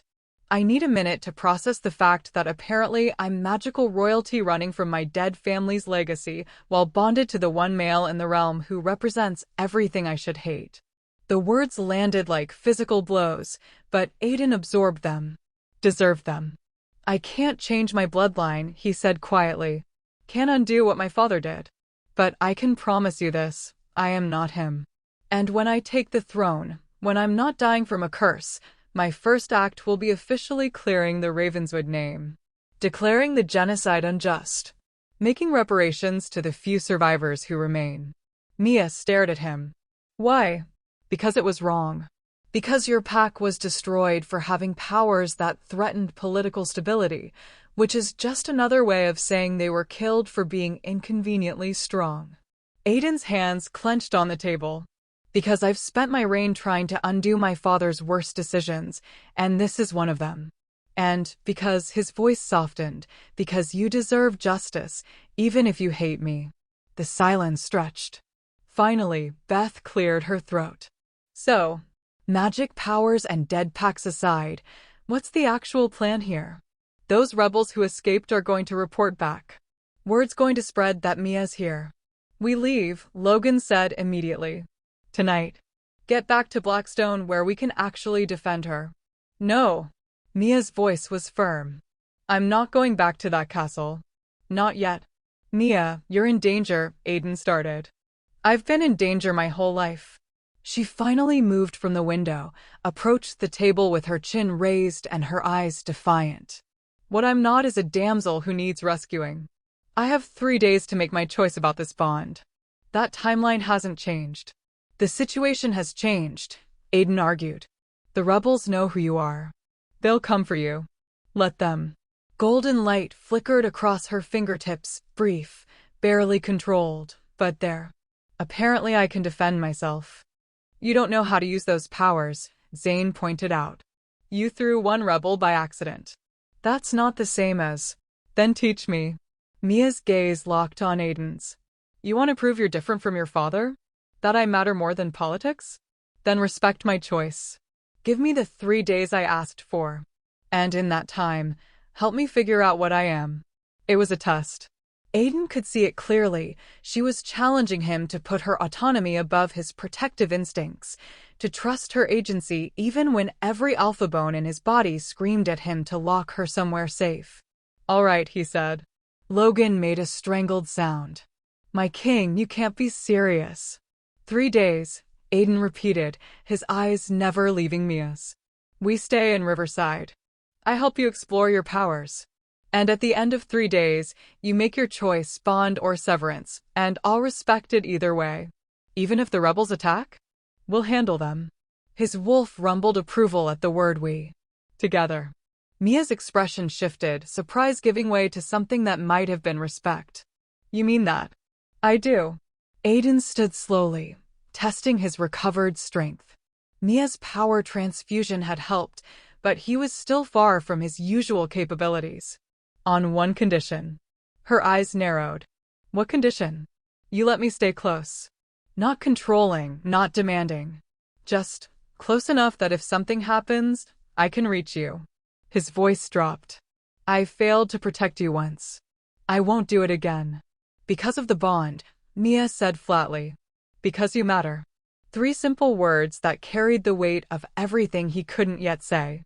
Bond or no bond, curse or no curse, you matter, Mia.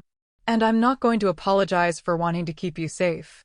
The air between them crackled with tension that had nothing to do with magic and everything to do with the pull neither of them could fully deny. Beth stood abruptly. Right. Well, since we're apparently turning my tavern into rebel-fighting magical training headquarters, I'm going to need supplies. And probably a drink. She headed for the door, paused. For what it's worth, Mia, or whoever you really are, you're still welcome here. Powers and dead packs and alpha kings aside. Thank you, Mia said softly. After Beth left, followed by Logan and Zane to secure the perimeter, Aiden and Mia stood alone in the small room. I don't trust you, Mia said quietly. Not yet. I know. And I haven't forgiven you for hesitating. I know that too. But... She took a breath, but I felt what you did. When Dane grabbed me. When you were too weak to walk, but came anyway. The bond showed me your feelings, Aiden. Showed me that you really would have died to reach me. Without hesitation, he confirmed. That doesn't erase what happened at the feast. No, it doesn't. Aiden moved closer slowly, giving her space to retreat if she wanted. She didn't. But maybe it's a start. Maybe it proves I can learn from my failures. Maybe. Mia looked up at him, and this close, Aiden could see the gold flecks in her hazel eyes, could count the freckles across her nose, could feel the warmth of her breath. 3 days, Aiden. You have 3 days to show me you're worth the risk. Then I won't waste a second. He reached out slowly, giving her every chance to pull away, and tucked a strand of dark-dyed hair behind her ear. His fingers barely grazed her skin, but the bond flared, sending heat racing through both of them. Mia's breath caught. That's not fair. What? The bond. It makes everything feel. She struggled for words. Bigger. More intense.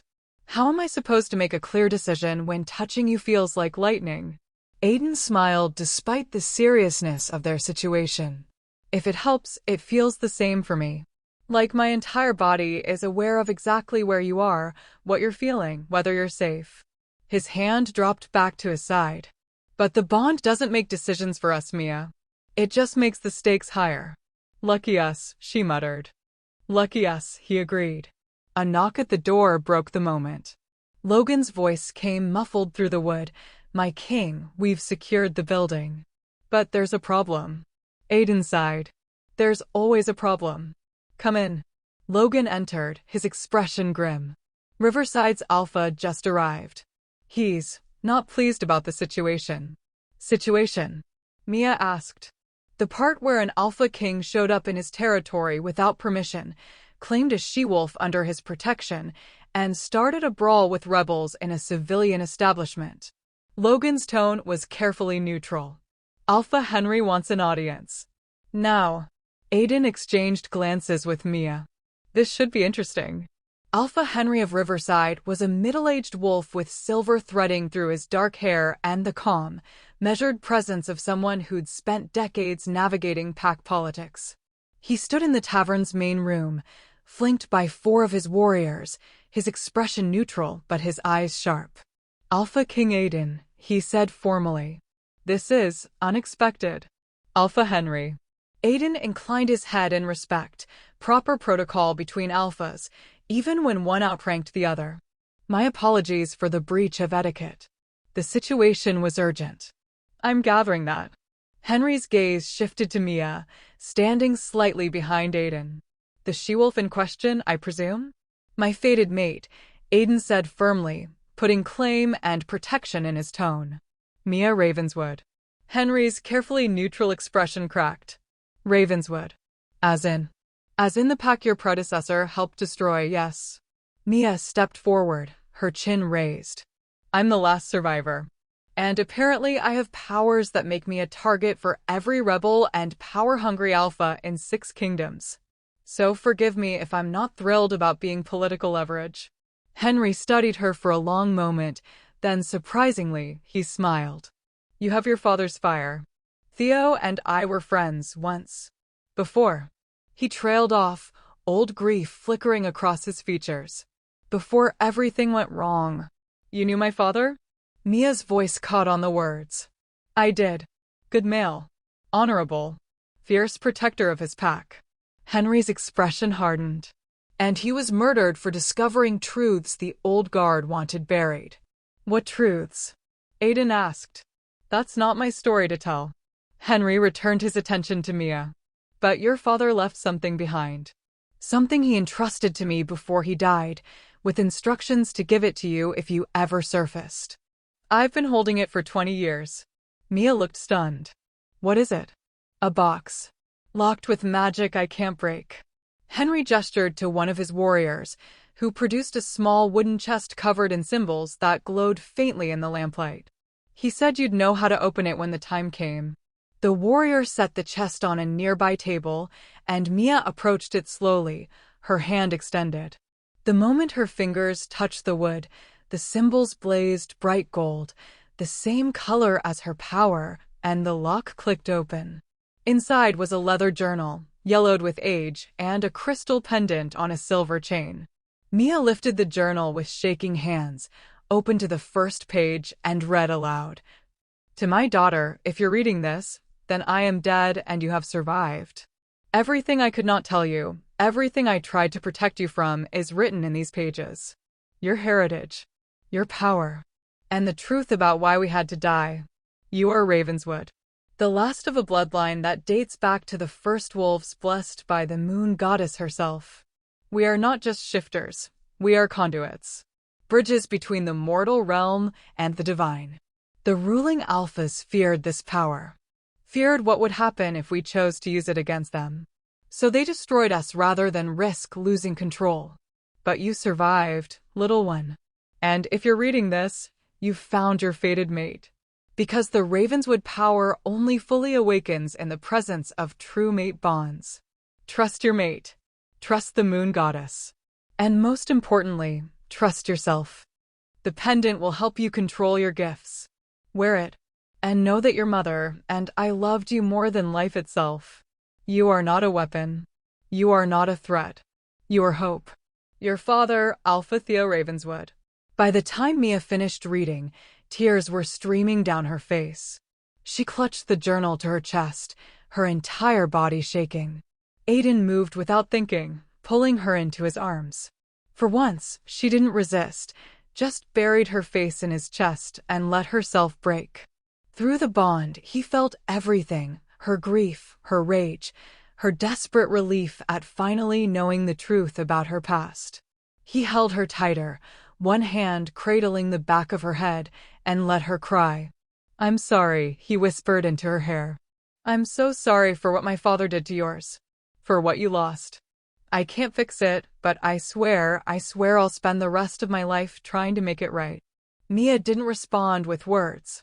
Just pressed closer, her fingers curling into his shirt, and let him be her anchor while her world tilted sideways. Alpha Henry watched the exchange with knowing eyes.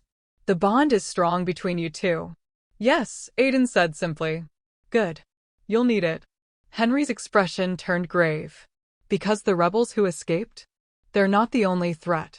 Word of a Ravenswood survivor will reach the old families, the ones who supported the genocide. They'll see you as unfinished business, Mia. As a threat that needs eliminating. Let them try, Mia said, her voice muffled against Aiden's chest. I'm done running. Brave words. Henry smiled slightly. But bravery without training is just recklessness. If you truly want to stop running, you need to learn what you are. What you can do.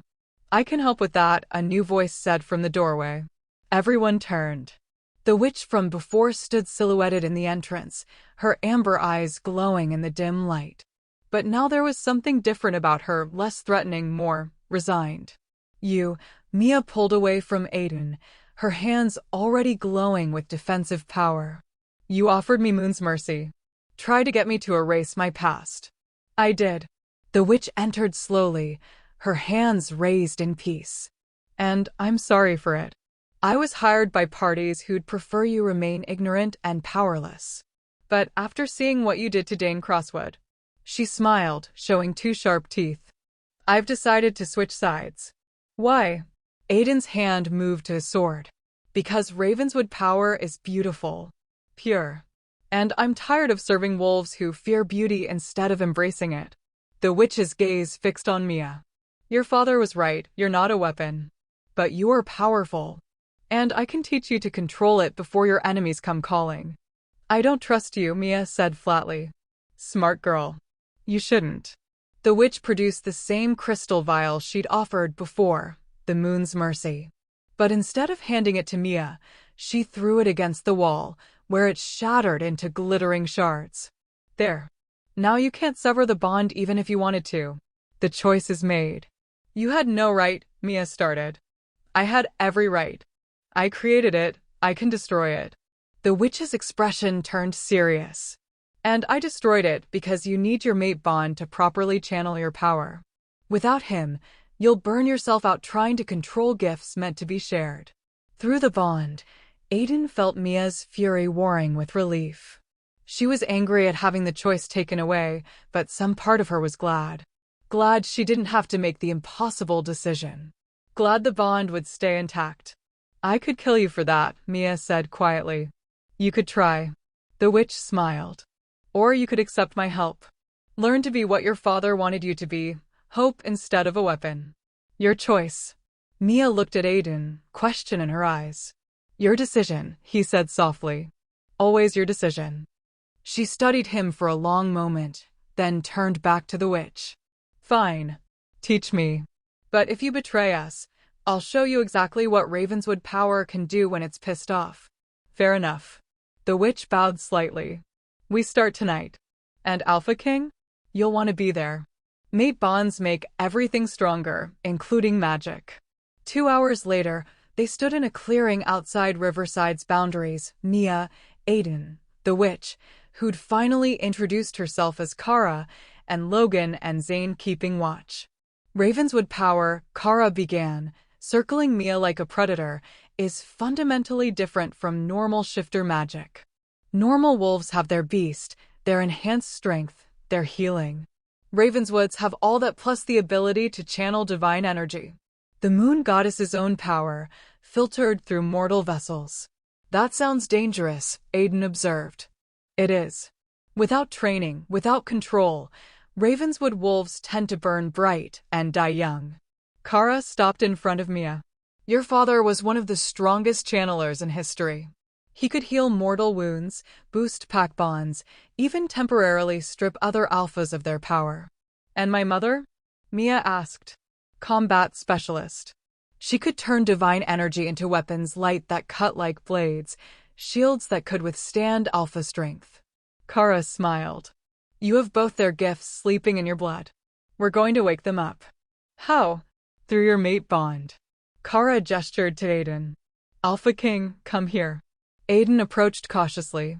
Hold her hands, Kara instructed. Open your bond completely. Don't hold anything back. Every emotion, every sensation, every bit of what you feel for her needs to flow freely. Aiden took Mia's hands, felt the immediate spark of connection. This feels intimate. It is. Mate bonds are the most intimate magic in existence. Kara began walking a circle around them, chanting in a language Aiden didn't recognize. That's why Ravenswood powers need them. The gifts are too strong to handle alone. But with a mate bond providing anchor and balance. The chanting intensified. Aiden felt the bond open, not just the surface connection they'd maintained, but something deeper.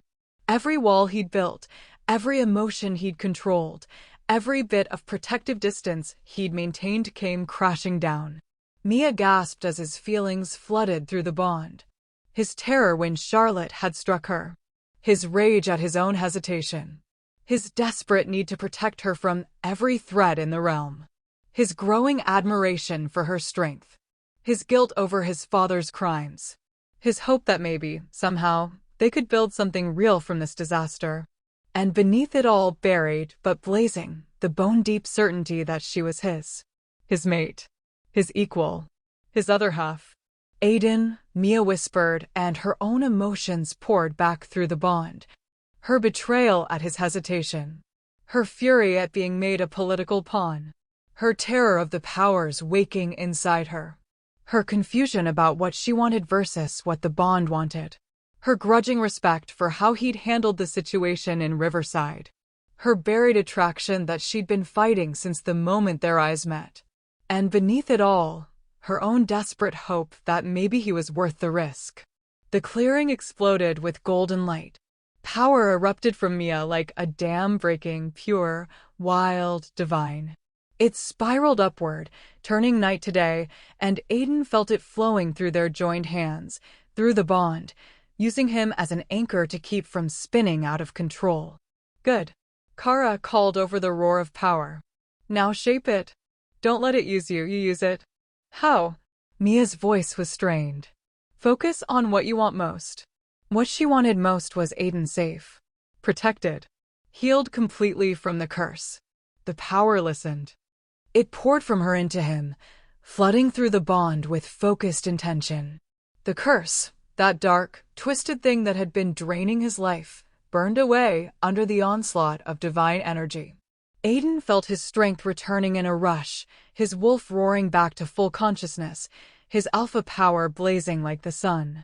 The golden light faded slowly, leaving them both gasping. Holy gods, Logan breathed from the tree line. Aiden looked down at his hands, felt his body responding with strength he hadn't had in weeks. The curse was gone. Completely. Like it had never existed. You healed me, he said, awed. Mia, you healed the curse. She swayed, exhausted. Did I? He caught her before she could fall, lifting her easily despite her protest. You saved my life. Again. Well, Kara said with satisfaction, that's one lesson down. Only about 100 more to go before you're fully trained. We don't have time for 100 lessons, Zane pointed out. The rebels will come tomorrow, Kara finished. I know. I can feel them moving through the forest. Dane Crosswood isn't one to let an insult stand, and your mate made him look weak, Alpha King. Then we prepare, Aiden said, still holding Mia despite her half-hearted attempts to make him put her down. Tonight we rest. Tomorrow we fight. And we make it clear that Mia Ravenswood is under my protection, and anyone who threatens her answers to me. And to me, Mia added, her voice sleepy but fierce. I'm not just hiding behind my mate. I'm standing beside him. Through the bond, Aiden felt her determination blazing. And for the first time since this disaster began, he felt something close to hope. They had 1 day left of their 3-day agreement. 1 day before Mia made her choice about the bond. But the witch had destroyed the moon's mercy. And Mia had just healed his curse, proving their bond was stronger than dark magic. Maybe, just maybe, she'd already made her choice. Even if she didn't quite realize it yet. They made it back to the tavern an hour before dawn, and Aiden refused to put Mia down despite her protests. I can walk, she muttered against his chest. You just channeled enough divine power to burn out a normal wolf. Let me carry you. Bossy Alpha, she grumbled, but her arms tightened around his neck. Beth met them at the door, her expression shifting from worry to relief. Thank the gods. I heard the light show from here, thought maybe you'd exploded. Almost, Kara said cheerfully, sweeping past them. But the girls got remarkable control for someone who just discovered she's magical royalty. Inside, Aiden finally set Mia on a chair near the fire. She immediately tried to stand, swayed, and his hand shot out to steady her. Food, he commanded. Water. Then sleep. You're not my alpha, Mia said, but there was no heat in it. No. I'm your mate. Which means I get to worry. He crouched in front of her, his hands on her knees. You saved my life tonight, Mia. Healed a curse that should have killed me. Let me take care of you for 5 damn minutes. Their eyes met, and something shifted in her expression. Walls cracking, defenses lowering. Fine, she whispered. 5 minutes. It turned into 2 hours. Beth brought food while Kara explained the intricacies of Ravenswood powers. Logan and Zane reported on rebel movements. Dane's forces were regrouping 10 miles out, planning to attack at nightfall. Alpha Henry sent word that his warriors would support them, but couldn't risk full pack involvement in what might become a kingdom-level conflict.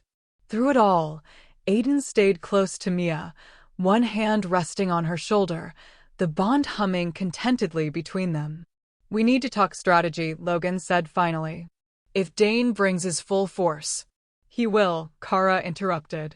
"The rebels have been waiting 20 years for a Ravenswood to surface. They think controlling you means controlling the realm's most powerful magic." "They're wrong," Mia said quietly. "I'm not anyone's weapon." "No," Aiden agreed. "You're mine." Every head in the room turned to stare at him. "Excuse me?" Mia's voice was dangerously soft. Aiden realized his mistake immediately. "That came out wrong. I meant that I belong to you?" She stood, golden light flickering around her fingertips. "That I'm property? A possession?" "No." He stood too, reaching for her. "Mia, I meant you're my mate. My partner. My equal. Not my possession, gods, never that. He ran a hand through his hair, frustrated. "I'm terrible at this. At saying what I feel without sounding like I'm issuing commands. Then maybe try harder." But her power faded slightly. "Because I've spent my whole life being treated like I'm nothing. Like I exist to serve others. And I won't accept that from my mate any more than I'd accept it from anyone else." "You're right." Aiden took a careful step closer. "You're absolutely right. So let me try again. Mia Ravenswood, you are the strongest person I've ever met.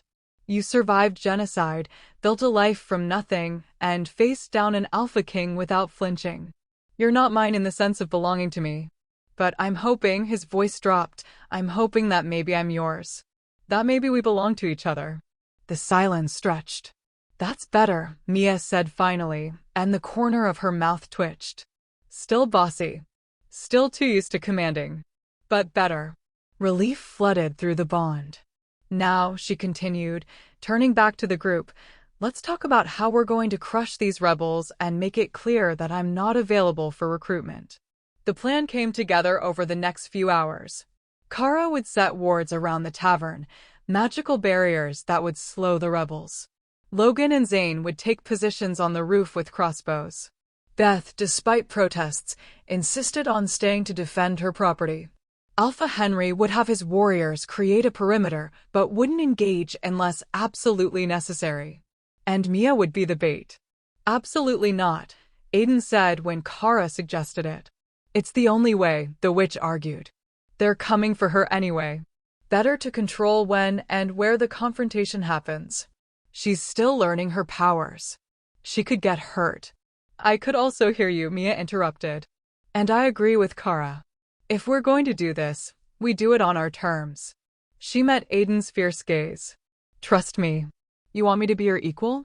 Then treat me like one. Let me fight." Every instinct he had screamed against it. But she was right. If he wanted a true partnership, he had to trust her strength. "Together," he said finally. "We fight together." "Together," she agreed. They had 6 hours until nightfall. Aiden spent them watching Mia train with Kara, marveling at how quickly she adapted.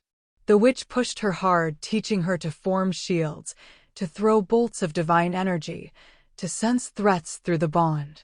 "Your mate bond is your greatest weapon," Kara explained. "When you fight together, your powers amplify each other. His alpha strength feeds your magic. Your magic enhances his abilities. You become greater than the sum of your parts." "That sounds too good to be true," Mia said skeptically. "It's also incredibly rare. Most wolves never find their fated mates. And of those who do, few have the discipline to fight as true partners." Kara's gaze shifted to Aiden. "You'll need to let go of your alpha instincts to protect and control. Trust her to handle herself." "I can do that," Aiden said, though his wolf snarled disagreement. "Can you?" Kara's smile was knowing. "We'll see." Nightfall came too quickly. The rebels emerged from the forest like shadows, 30 warriors, all battle-hardened, all loyal to Dane's vision of overthrowing the established order. They surrounded the tavern in practiced formation. Dane himself stood at the front, his scarred face twisted in fury. "Send out the Ravenswood girl, and we'll let the rest of you live." Mia stepped onto the tavern's porch, Aiden beside her, golden light already dancing around her hands. "I'm right here," she called out. "Come take me." Dane's smile was vicious. "With pleasure." He charged. 20 warriors followed. And Mia unleashed. Power exploded outward in a wave that sent the first line of rebels flying. She shaped it mid-flight into a dozen glowing chains that wrapped around attacking wolves, holding them immobile. Beside her, Aiden shifted partially, claws extending, canines lengthening, his alpha dominance pressing down on the rebels like a physical weight. Those not caught by Mia's chains hesitated, their wolves whimpering under his power. "Is that all you've got?" Mia taunted, and Aiden felt her fierce joy through the bond. She was glowing, not just with power, but with the freedom of finally using her gifts without fear. She was magnificent. Dane snarled, shifted into a massive gray wolf, and leaped over his trapped warriors. Mia threw up a shield. Dane hit it like a battering ram, and the shield held. "My turn," Aiden said. He met Dane's next charge head-on, his partially shifted form more than a match for the rebels' full wolf. They collided in a blur of claws and fangs, rolling across the ground in a tangle of violence. Through the bond, Aiden felt Mia's attention split, half on the trapped rebels trying to break her chains, half on him, ready to intervene if needed. "Trust me," he sent through the bond. "Always," came her response, and he felt the truth of it. She trusted him. Finally. Completely. That trust gave him strength beyond anything alpha power could provide. Aiden's claws found Dane's throat. One twist, and it would be over. "Yield," he commanded. Dane's eyes were wild, defiant. "Never. Kill me or let me go, but I'll never." "Then you die," Mia said coldly, and Aiden felt power surge through the bond, not hers, but theirs, combined and amplified. His claws glowed golden. Divine energy channeled through him, turning his strike into something more than physical violence. When he released Dane's throat, the rebel collapsed, unconscious but alive. Stripped of his alpha power, his wolf locked away by Ravenswood magic. The remaining rebels saw their leader fall and broke. They ran. Logan and Zane let them go. These were the messengers who'd spread word of what happened when you threatened a Ravenswood and her Alpha King mate. In the aftermath, Aiden pulled Mia against him, both of them breathing hard, covered in dirt and blood and triumph. "We did it," she whispered. "You did it." He pressed his forehead to hers. "You were incredible." "We were incredible," she corrected. Together. Through the bond, emotions flooded: relief, pride, joy, and something deeper. Something that felt like falling and flying at the same time. "Mia," Aiden said softly. "I know we agreed on 3 days. I know you need time. But I need you to know," he cupped her face, his thumbs brushing her cheekbones, "I love you. Probably loved you from the moment the bond snapped into place, maybe even before. And if you need 3 weeks or 3 months or 3 years to believe that, I'll wait. But I needed to say it. Needed you to know." Mia's eyes shimmered with tears. "You love me. With everything I am." She opened her mouth to respond, and Kara's scream cut through the night. They turned to see the witch pointing at the forest, where an army was emerging. Not rebels. Kingdom soldiers.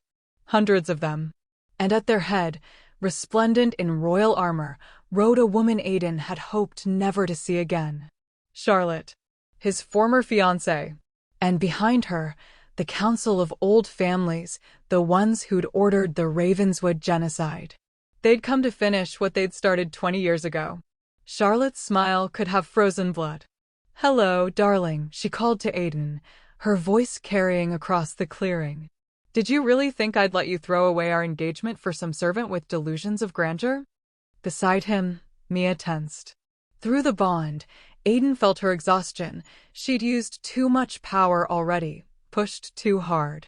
Another fight this soon could kill her. This is kingdom business. Alpha King, called Lord Marcus, One of the old council, his family's hands stained with Ravenswood blood. Stand aside and let us handle the abomination. The only abomination here is you, Aiden snarled, his alpha power pressing outward. But he could feel how depleted he was too, his strength borrowed from Mia's magic and fading fast. They couldn't win this fight. Not now. Not like this. Aiden, Mia whispered, we need to run. I won't leave you. Not leaving. Running. Together. Her hand found his. Trust me. Charlotte dismounted, drawing a sword that gleamed with enchantments. You've committed treason, Aiden. Broken your engagement to me, harbored a fugitive, and aligned yourself with forbidden magic. The council has voted. Your kingship is forfeit. The council has no authority over, Aiden started. We have every authority. Lord Marcus advanced, backed by 50 warriors. Your father gave us that power when he destroyed the Ravenswoods. And we'll use it to end the bloodline properly this time. Mia's power flickered weakly around her hands. Not enough. Not nearly enough to face this many enemies. Go, Beth hissed from the doorway, pressing a bag into Mia's hands. There's a passage under the tavern. Leads to the river caves. Go now. Beth.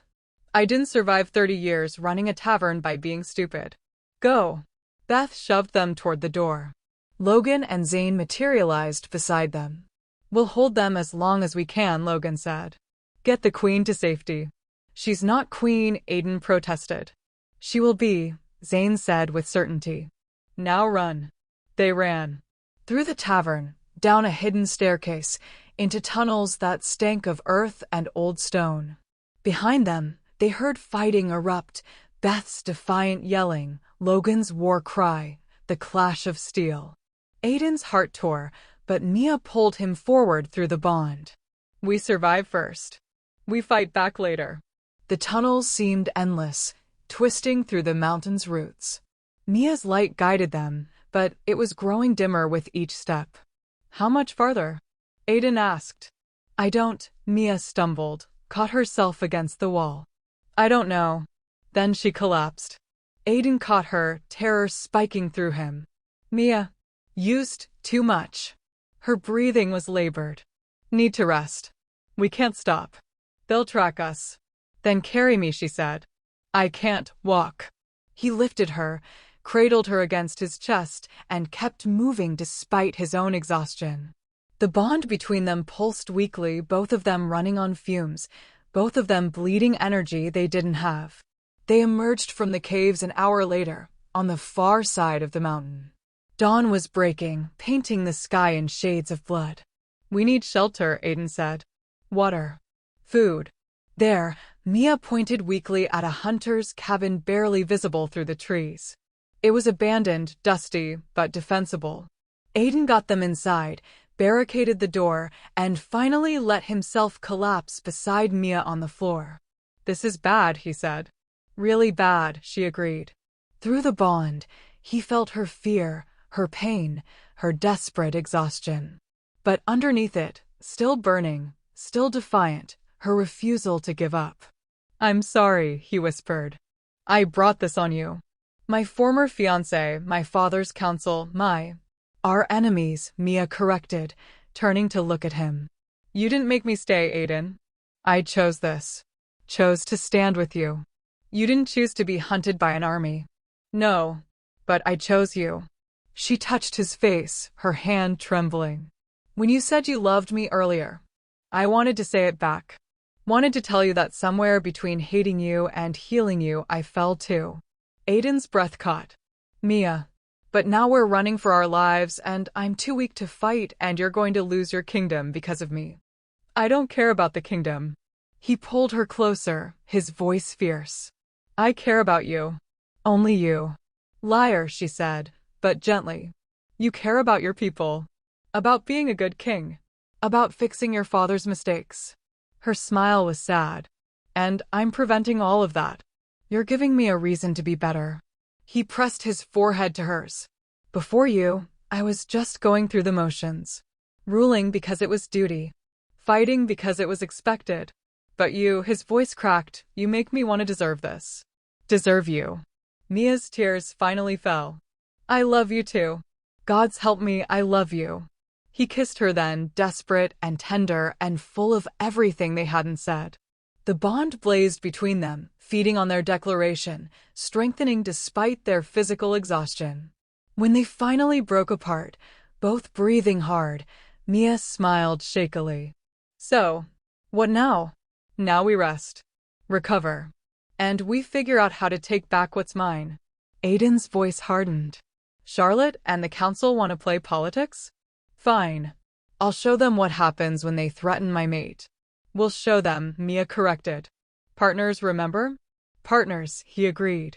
They held each other in that abandoned cabin as the sun rose, two wolves against the world, and planned their counterattack.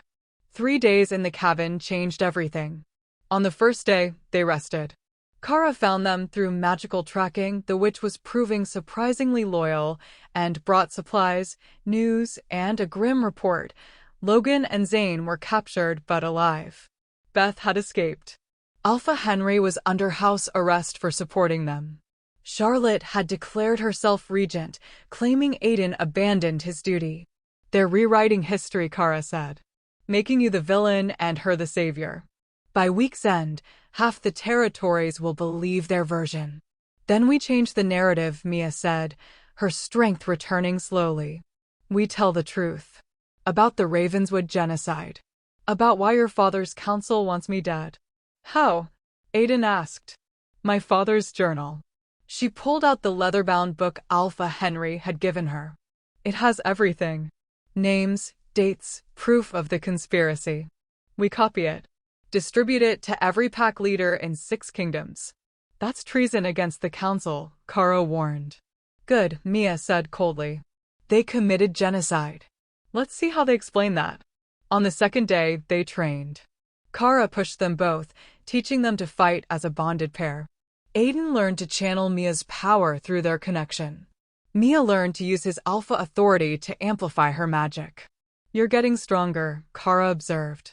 The mate bond is solidifying. Soon you'll be unstoppable together. Soon isn't now, Aiden said, frustration bleeding through. We need strength now. Then complete the bond, the witch said simply. They both stared at her. The mating bond, Kara clarified. You've accepted each other, declared your love. But you haven't completed the physical bond. When you do, she smiled, your powers will merge permanently. You'll be able to draw on each other's strength without limit. Mia's cheeks flushed. That's private. That's survival, Kara corrected. But it's your choice. Just know that fighting Charlotte and the council without a completed bond is suicide. After she left, Aiden and Mia sat in charged silence. She's right, Mia said finally. We need every advantage. I won't pressure you. You're not. She met his eyes, her gaze steady. I want this. Want you. Not because of the bond or the power or the strategic advantage. Because you're mine and I'm yours and I'm tired of running from that. Aiden's heart hammered. You're sure? I've never been more sure of anything. They came together slowly, tenderly, the bond guiding them through ancient rituals written in instinct. When they finally joined, the power that erupted shook the cabin's foundations, divine energy and alpha strength merging, creating something new, something unprecedented. Something that would change the realm forever. On the third day, they left the cabin as different wolves. Stronger. United. Ready. We end this today, Aiden said, his hand in Mia's. Together, she agreed. They returned to Riverside to find Alpha Henry freed, Logan and Zane escaped, and an army of wolves who'd read the copied journals gathering. The truth was spreading. And Charlotte's lies were crumbling. Ready to take back your kingdom? Mia asked. Aiden kissed her fiercely. Our kingdom. And yes, let's show them what happens when you threaten the Alpha King and his Ravenswood Queen. They marched on Blackstone Castle at dawn with an army of truth-seekers at their backs. 200 wolves who'd read Theo Ravenswood's journal and understood what had been done in their names. Alpha Henry led his warriors. Beth rode beside them, a crossbow strapped to her back and fire in her eyes. Logan and Zane flanked Aiden, their loyalty unshaken despite imprisonment. Kara wove protective magic through their ranks. And at the center of it all, Mia and Aiden walked hand in hand, their completed bond blazing like a beacon. Charlotte met them at the castle gates with the old council and 500 royal guards. "You're outnumbered," she called out, resplendent in stolen crown and royal armor.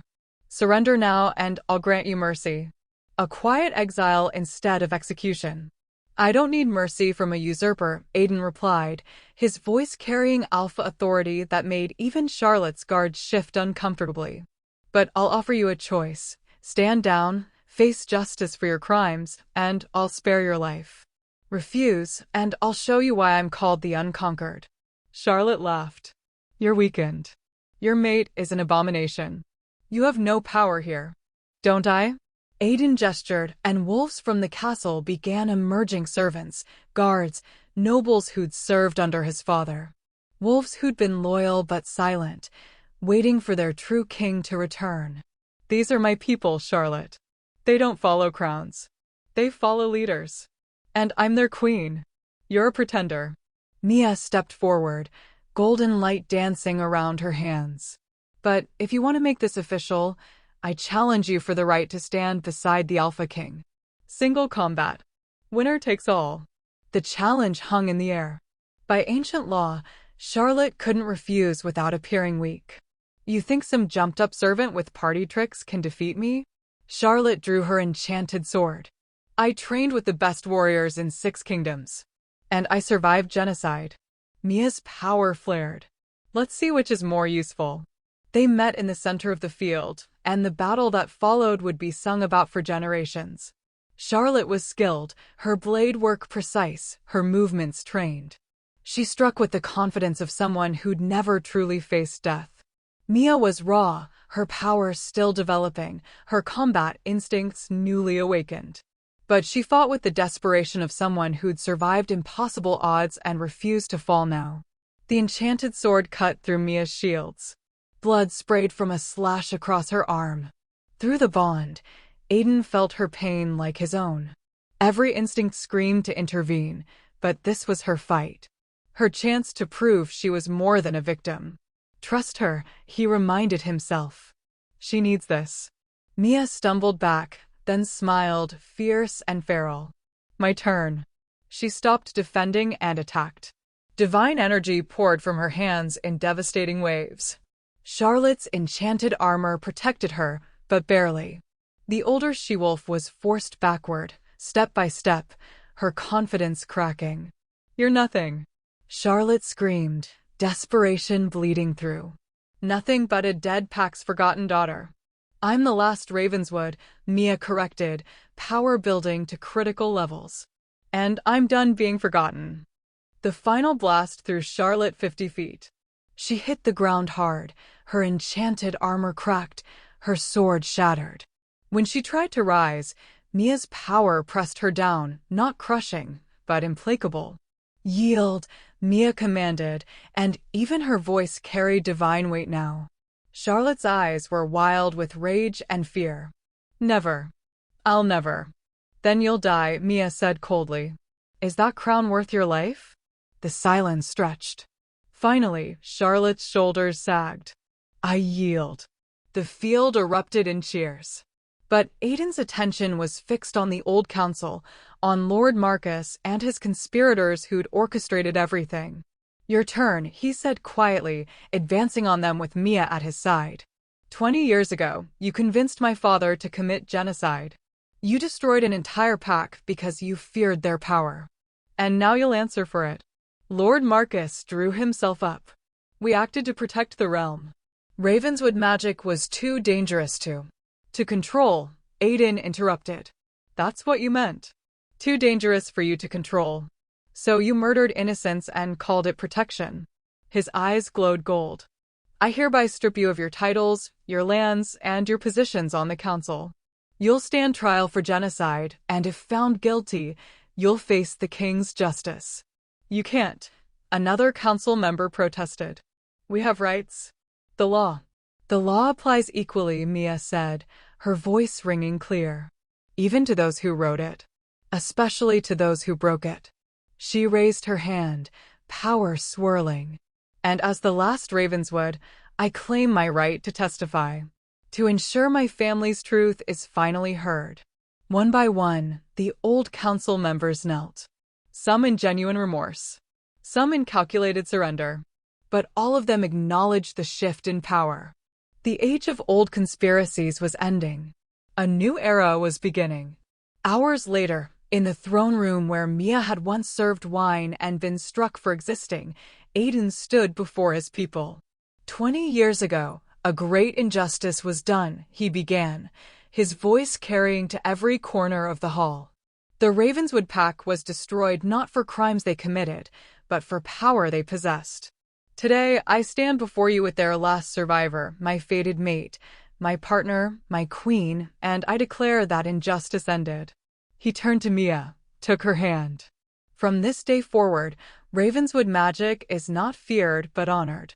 Those who possess divine gifts are not hunted but protected. And any who threaten my mate or her legacy will answer to me personally. The hall erupted in approval, not universal. Some nobles looked uncomfortable, but overwhelmingly positive. Mia stepped forward, her voice steady despite the weight of hundreds of eyes. I don't ask you to forget what happened. I ask you to remember. Remember that fear drives us to terrible choices. Remember that power without mercy becomes tyranny. Remember that we're strongest when we embrace what makes us different, not when we destroy it. She looked at Aiden, love and trust blazing through their bond. Your king has shown me that change is possible. That males who make mistakes can learn from them. That hesitation isn't the same as cruelty. Her gaze swept the crowd. Now I ask you, will you give me the same chance?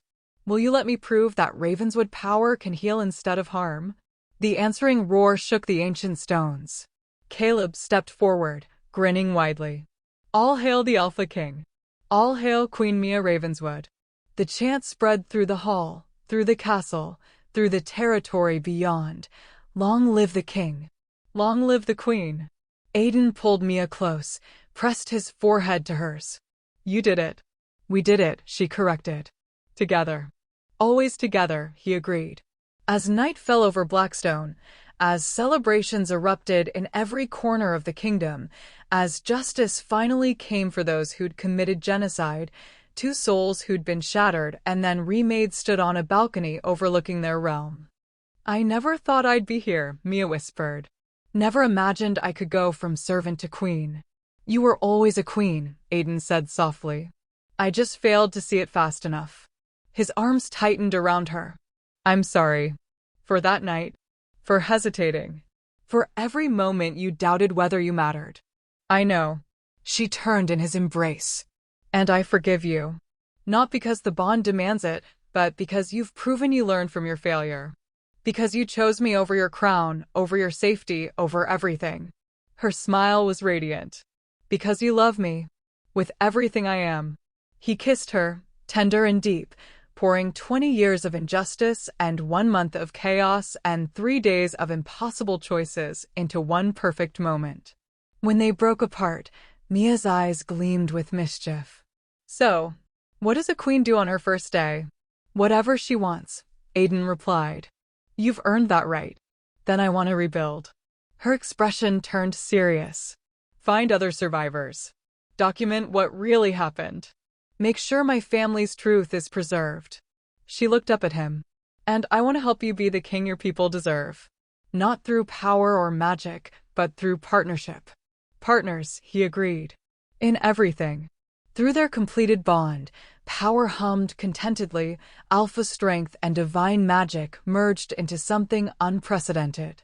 Something that would reshape the realm's future. But in that moment, they weren't thinking about kingdoms or legacies or historical significance. They were just two wolves who'd found each other against impossible odds. Who'd survived betrayal and curses and armies. Who'd chosen each other freely despite every reason not to. And who would face whatever came next together. Always together. 6 months later, Blackstone Castle had transformed. The throne room where Mia had been slapped now housed a memorial, carved stone bearing the names of every Ravenswood pack member who died in the genocide. Fresh flowers appeared daily, left by wolves who'd learned the truth and sought to honor it. The old council's seats stood empty, awaiting trial verdicts. Charlotte had been exiled to the Northern Territories, stripped of title and power, her political ambitions crushed. Dane Crosswood and his rebels had been offered amnesty in exchange for peace. Many had accepted, joining Blackstone's ranks as reformed warriors. And in the center of it all, Aiden and Mia ruled together. Not as king and consort, but as true partners. Every decision made jointly. Every policy debated between them. Every challenge faced side by side. The Eastern Territories want to establish a Ravenswood training school, Caleb reported during their morning council meeting. They're asking for your blessing, Queen Mia. Mia, resplendent in formal gowns she still wasn't entirely comfortable wearing, considered. Only if it's open to all wolves with divine gifts, not just Ravenswood descendants. We're not rebuilding an exclusive bloodline. We're building something better. Agreed, Aiden said, his hand finding hers under the table. 6 months of marriage hadn't dimmed the constant need to touch, to reassure himself she was real and staying. Send word that we approve, with those conditions. After the meeting, they walked through the castle gardens, a new addition, built on Mia's request. She'd wanted something alive and growing, something that represented renewal rather than brooding over ancient stones. Beth sent word, Mia said, reading a letter that had arrived that morning. The tavern's been rebuilt. She's calling it the Ravenswood Inn now. Says you're both welcome anytime, but you're doing dishes if you visit. Aiden laughed, a sound that came easier now, without the weight of his father's failures crushing him. I think I can manage dishes. Can you? Mia teased. The mighty Alpha King, reduced to servant work? I've been reduced to much worse by you, he said, pulling her close. And I've loved every second. She kissed him, soft and sweet, the bond humming with contentment. They'd come so far from that terrible night. From the slap that had shattered them. From the hesitation that had nearly destroyed everything. Do you ever regret it? Aiden asked quietly. Choosing this life? You could have taken the moon's mercy, could have been free. I am free, Mia interrupted firmly. Free to choose. Free to love. Free to be who I really am. She touched his face. You didn't trap me, Aiden. You freed me. Helped me remember I was never nothing, even when the world told me otherwise. You freed me too, he admitted. From duty without purpose. From ruling without passion. From being my father's son instead of my own male. His arms tightened. I love you, Mia Ravenswood. More than I thought possible. I love you too, she whispered. My reluctant king. My partner. My mate. They stood in the gardens as the sun set, 2 wolves who'd been broken and remade, and looked toward the future they'd built from ashes. A future where divine gifts were honored, not feared. Where mistakes could be learned from instead of repeated. Where a servant could become a queen, and a king could learn that true strength meant admitting weakness. Your Majesties.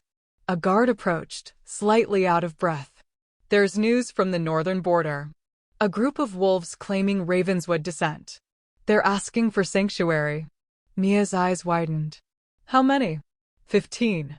Survivors who've been hiding for 20 years. They heard about the queen and the guard smiled. They want to come home. Tears filled Mia's eyes. Not all her family had died. Not everyone had been lost. Send word immediately, Aiden commanded. Full escort. Royal welcome. And prepare chambers in the West Wing, the best we have.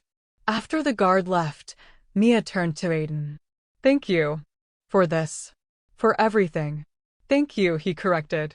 For giving a king who failed you a second chance. For teaching me that power without compassion is worthless. For showing me what it means to be truly strong. We taught each other, she said. That's what partners do. As night fell over Blackstone, as celebrations prepared for the returning Ravenswoods, as the realm slowly healed from 20 years of injustice, Aiden and Mia stood together in their gardens. 2 souls who'd been meant for each other from the beginning. Who'd survived curses and armies and impossible choices. Who'd learned that love wasn't about perfect moments, it was about choosing each other even after imperfect ones. What happens now? Mia asked, her head on his shoulder. Now, Aiden smiled. Now we live. We rule. We build something worth passing on. We prove that even the worst beginnings can have beautiful endings. Sounds perfect, she murmured. And as the moon rose, the moon goddess watching over her children with satisfaction, the Alpha King and his Ravenswood Queen began writing the next chapter of their story. A story of redemption and renewal. Of failure transformed into strength. Of a slap that had shattered everything, and love that had rebuilt it better than before. Together. Always together. 1 year later, Mia stood in that same throne room, her hand resting on her swollen belly, and addressed the kingdom. They say Ravenswood magic only awakens with true mate bonds, she began, her voice carrying to every corner of the hall. That our gifts require partnership to flourish. I stand before you as proof of that truth. She looked at Aiden, at the male who'd hesitated and then spent every day since proving he'd learned. But I also stand before you as proof that we all deserve second chances. That mistakes don't define us, how we respond to them does. Her hand moved to her belly, where their child, the first Ravenswood born in 20 years, the first royal heir with divine gifts, grew strong. Our daughter will inherit 2 legacies, alpha strength and divine power. But more importantly, she'll inherit the knowledge that both are meant for protection, not domination. For healing, not harm. Aiden joined her, his hand covering hers. We're building a realm where no one is slapped for existing. Where power is shared, not hoarded. Where mistakes are acknowledged and corrected. Where love, he looked at his queen with everything he felt blazing in his eyes, where love is always worth fighting for. The hall erupted in cheers. And in the back, unnoticed by most, a young servant girl watched with wide eyes, a girl who'd been told she was nothing, who'd been taught to stay invisible, who'd never imagined she could be anything more. Until she saw her queen, a woman who'd started exactly where she stood, and understood. Everyone could rise. Everyone could change. Everyone could find their strength, their voice, their power. It just took courage. And sometimes, it took a bond that refused to break, even when the world tried its hardest to shatter it. Thank you so much for joining me on this wild journey. What did you think? Did Aiden redeem himself? Was Mia's growth everything you hoped for? Drop your thoughts in the comments below. I read every single one, and your feedback means the world to me. And if you love this story, please smash that subscribe button and hit the notification bell so you never miss another epic tale. I've got so many more stories coming your way, and trust me, you won't want to miss what's next. Until next time, my beautiful wolves, keep believing in second chances, keep fighting for your power, and never, ever let anyone make you feel like you're nothing. You're everything. See you in the next story.